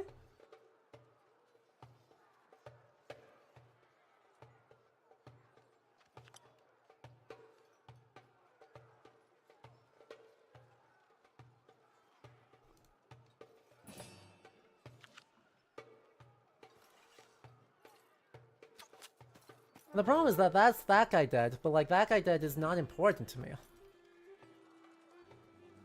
You know? I just need to retreat at this point. I just need to retreat. Because otherwise Marok will die. And there's nothing I can do about that.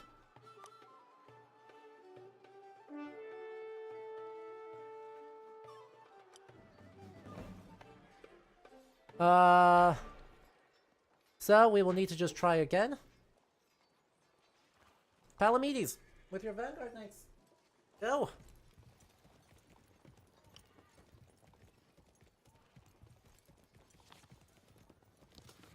Rescue her! With the most I can. It's really unfortunate, but Marok survived. Barely. We'll see if we can't get a high magic to just heal him up. Or he just rests. Yay! Palamedes stirs the courage of his men. And that was with -3s, by the way. That was his setup with -3s and everything.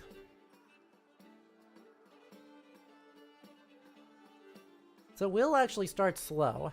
So that way I can get maximum advantage here.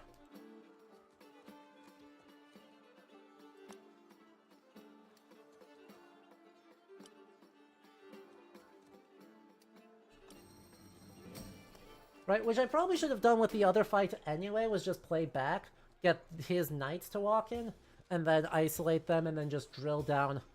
Just completely drill down Frollo. That would have been probably the safer way of doing it. But I got a little bit greedy, and I got punished for it. So...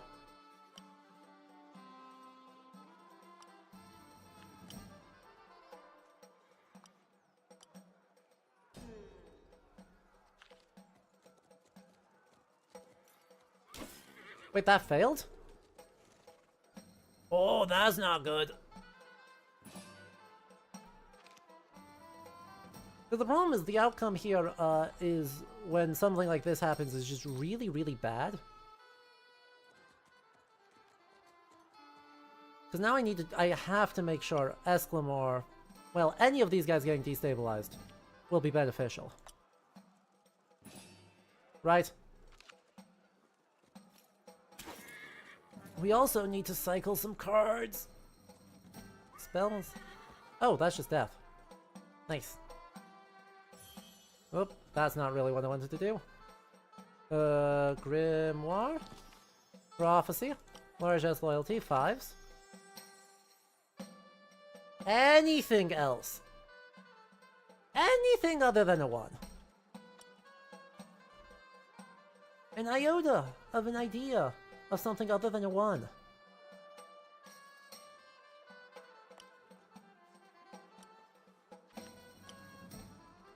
A 24 there, so that's a destabilization. And with a destabilization, I can put someone in front of... Watch this, I can just run you up and then not do anything. So that way, Palamedes is completely safe. Oh, you just pulled out your sword and then attacked me. Never mind. Well, fair enough. He's safe from the guy with lances. And then I guess we'll use a prophecy, and then we'll use a grimoire, and we'll use a prophecy! Because I can't believe we have this many ones. Spells. Prophecy. Keep that. Get the other 2 out of here. And then we shall use our grimoire. And we shall use that and that for another prophecy. Because that's just sort of where we're at. Luck.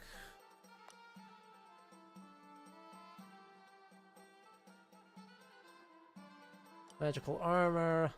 And then the 6 there. 2 11s there and there. Oh well. Palamedes is still... Why is Palamedes still destabilized? Hello?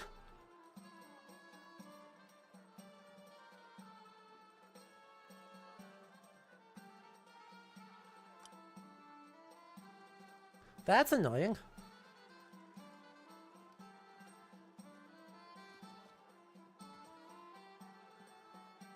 Because I passed the defensive check on his, like, fix it. So...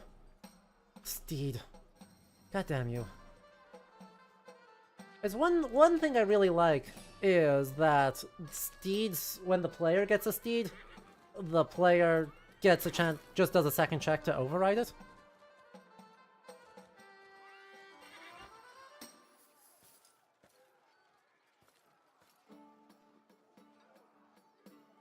Then you... I mean, yeah, you're destabilized, and that's annoying. I don't really want to lose too much honor on this. But...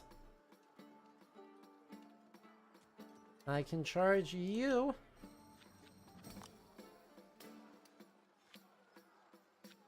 Yeah, fine, I'll lose my lance. But if I kill this guy, I don't care if I lose my lance, you know?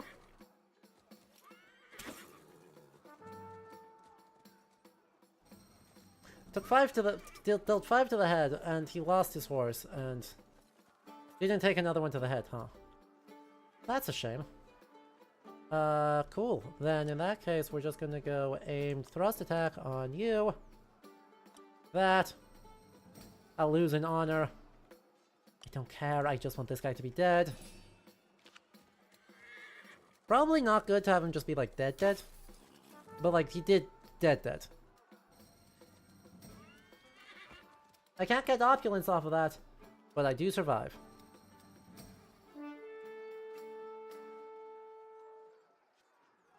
And I am now... There we go. It paid off as the bodies of fallen Franks are now piling up along the right flank. The deafening roar of the battle fades, replaced by the agonized groans of the enemy. The decimated right flank offers an easy opening to our fighters. Alright, Marok has already done this, but he failed, so... Again, I don't want...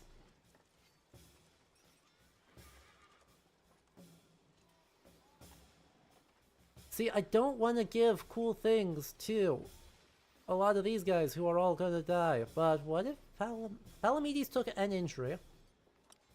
But what if I believe in myself again and I play way slower? Oh. I mean, I guess.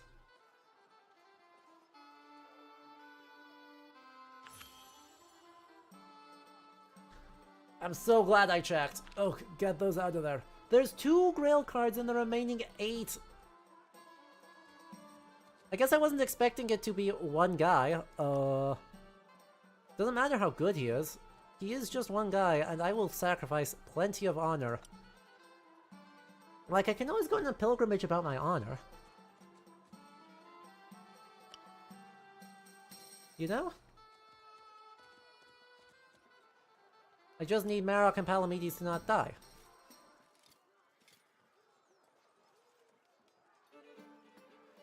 And he's gonna get super overwhelmed, which means we are just able to steamroll him. So we go Knight Actions, Charge, Grail. Actually, in this case, let's actually intentionally fail to try and build up good Grail cards when he's overwhelmed.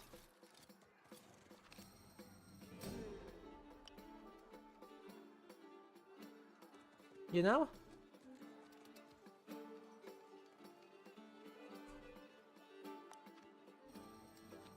Like, say that. When I can swing on a 33.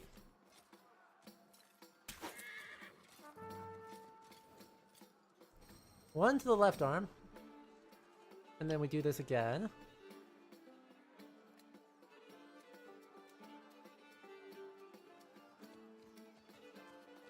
We just do it again, cause like who cares? Who cares? I'll lose 2 more honor. We'll go on pilgrimage about it.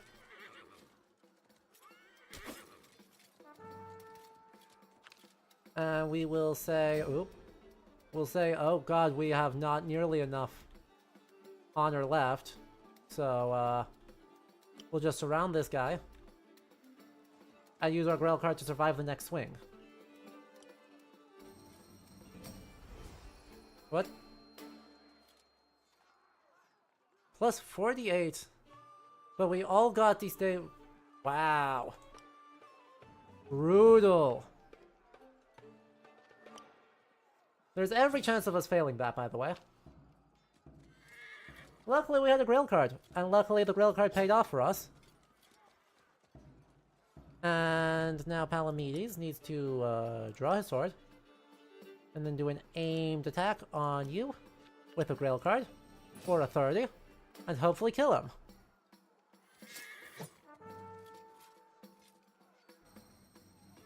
You're still standing? How are you still standing?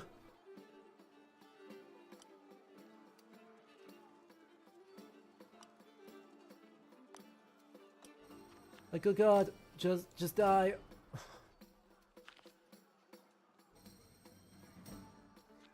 Just die. Just die. Just die. Just die.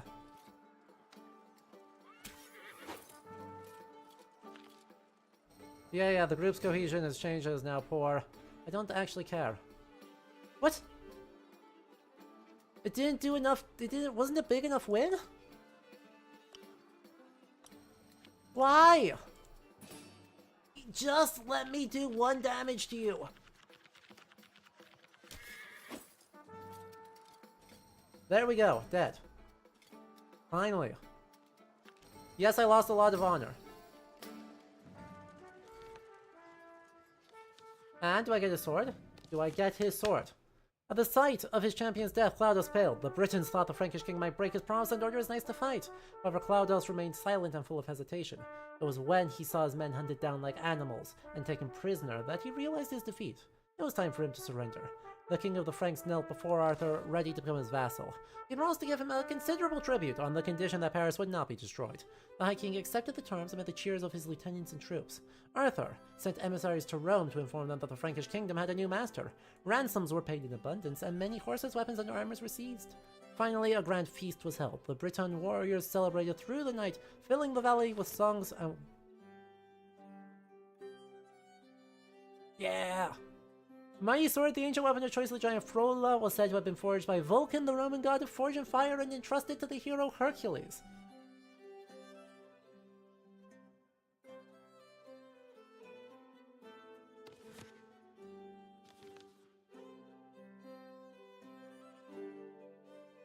And with that, I think that's a good spot for us to wrap up for the night.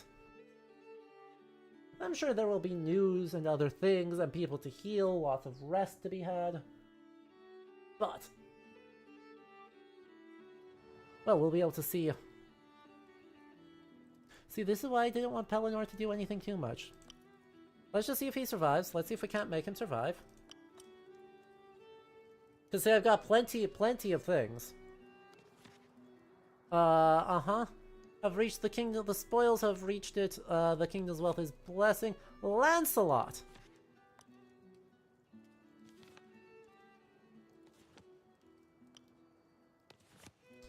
Well, I see our recruitment will have some decisions to make next time.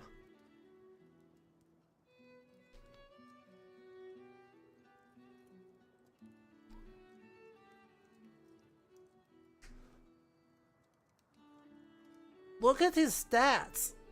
Holy crap, this guy has numbers.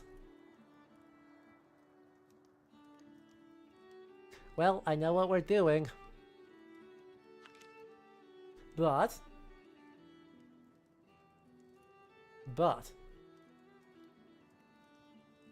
before we wrap up, I want to see... Well, we don't have the cards. We don't have a big enough prowess card. I need to make sure that I save. Or that we can use we can pick up other spells. No, we can't make any of these spells.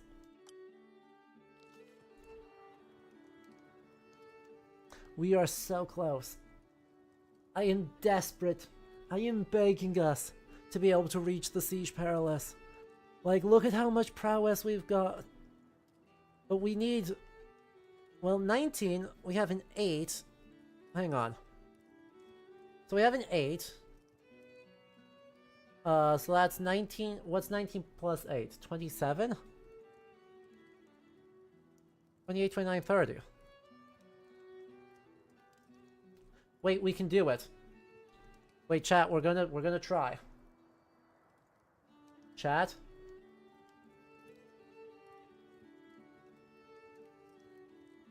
We're gonna try. Difficulty 30, so this is the Soul Sphere. So our worst bountifier is a +3 on that. We have a love card. And we have 28 love inspiration. So either of these cards can get us to a 30.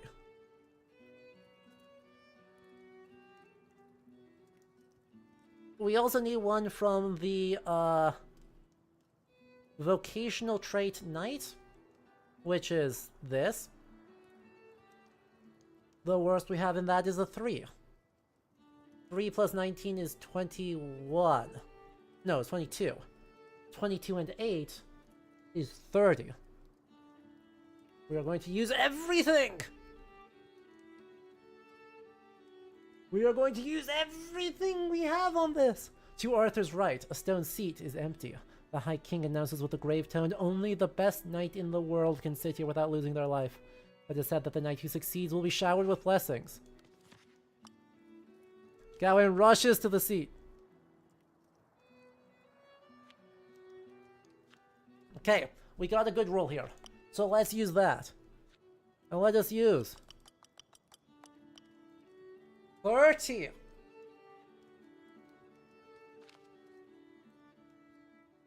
With a moment's hesitation, our hero eases down on the dread seat. A moment passes. Then 2. Then 3. and everyone watches wordlessly. A divine light shines down from the heavens, bathing the face of Sir Gawain. The knight and kings cheer as our hero is bathed with a golden halo. The Siege Perilous has chosen the best knight in the world! Look at that man! Look at him go!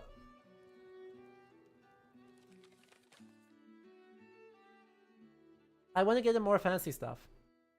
I'm going to be real. I want to give him more fancy stuff.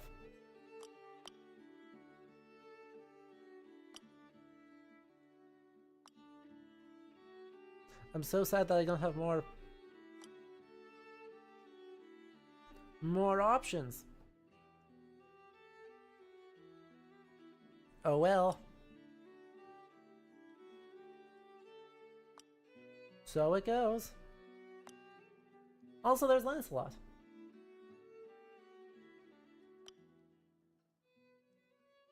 Eat it, Lancelot. But Lancelot never sat in the Siege Perilous. Eat it, Galahad.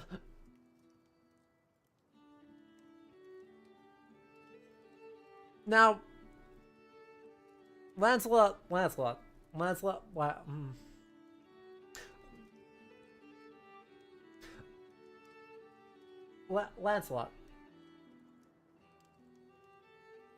I want you to think about this real carefully.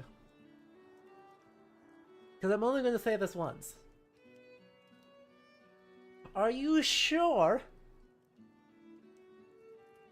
that you should be pursuing romance?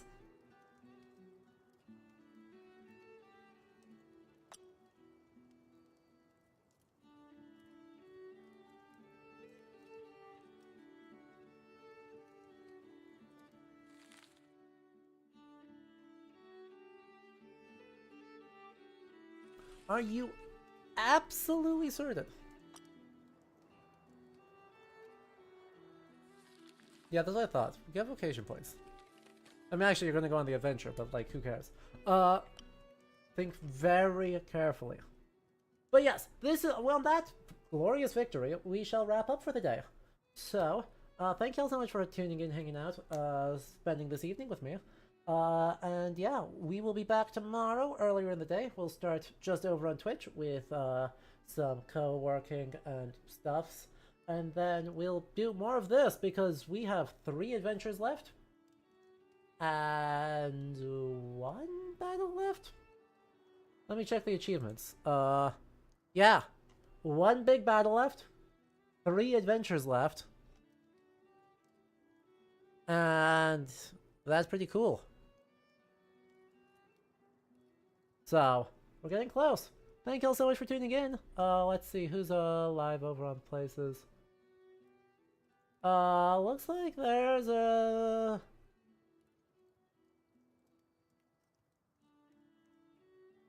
Let's see if anyone's in this channel, or in this category. Legends, RP, round table. I doubt anyone is. Yeah, it's just me. Just me. So, that's fine. Cool. Then we'll just let everyone get going. So, thank you all so much for tuning in, and we will see you again soon. Bye-bye. And of course, special thanks to our patrons who are on the side of the screen. If you want to join them, you can head to check out the links in the description of the VOD. Also, thank you to Liger Driver for the follow, Wolfie1066 and Rady Baby for the subscriptions, and Lily for the huge raid. It's super appreciated, everyone. And again, have a good rest of your nights. We'll see you again soon.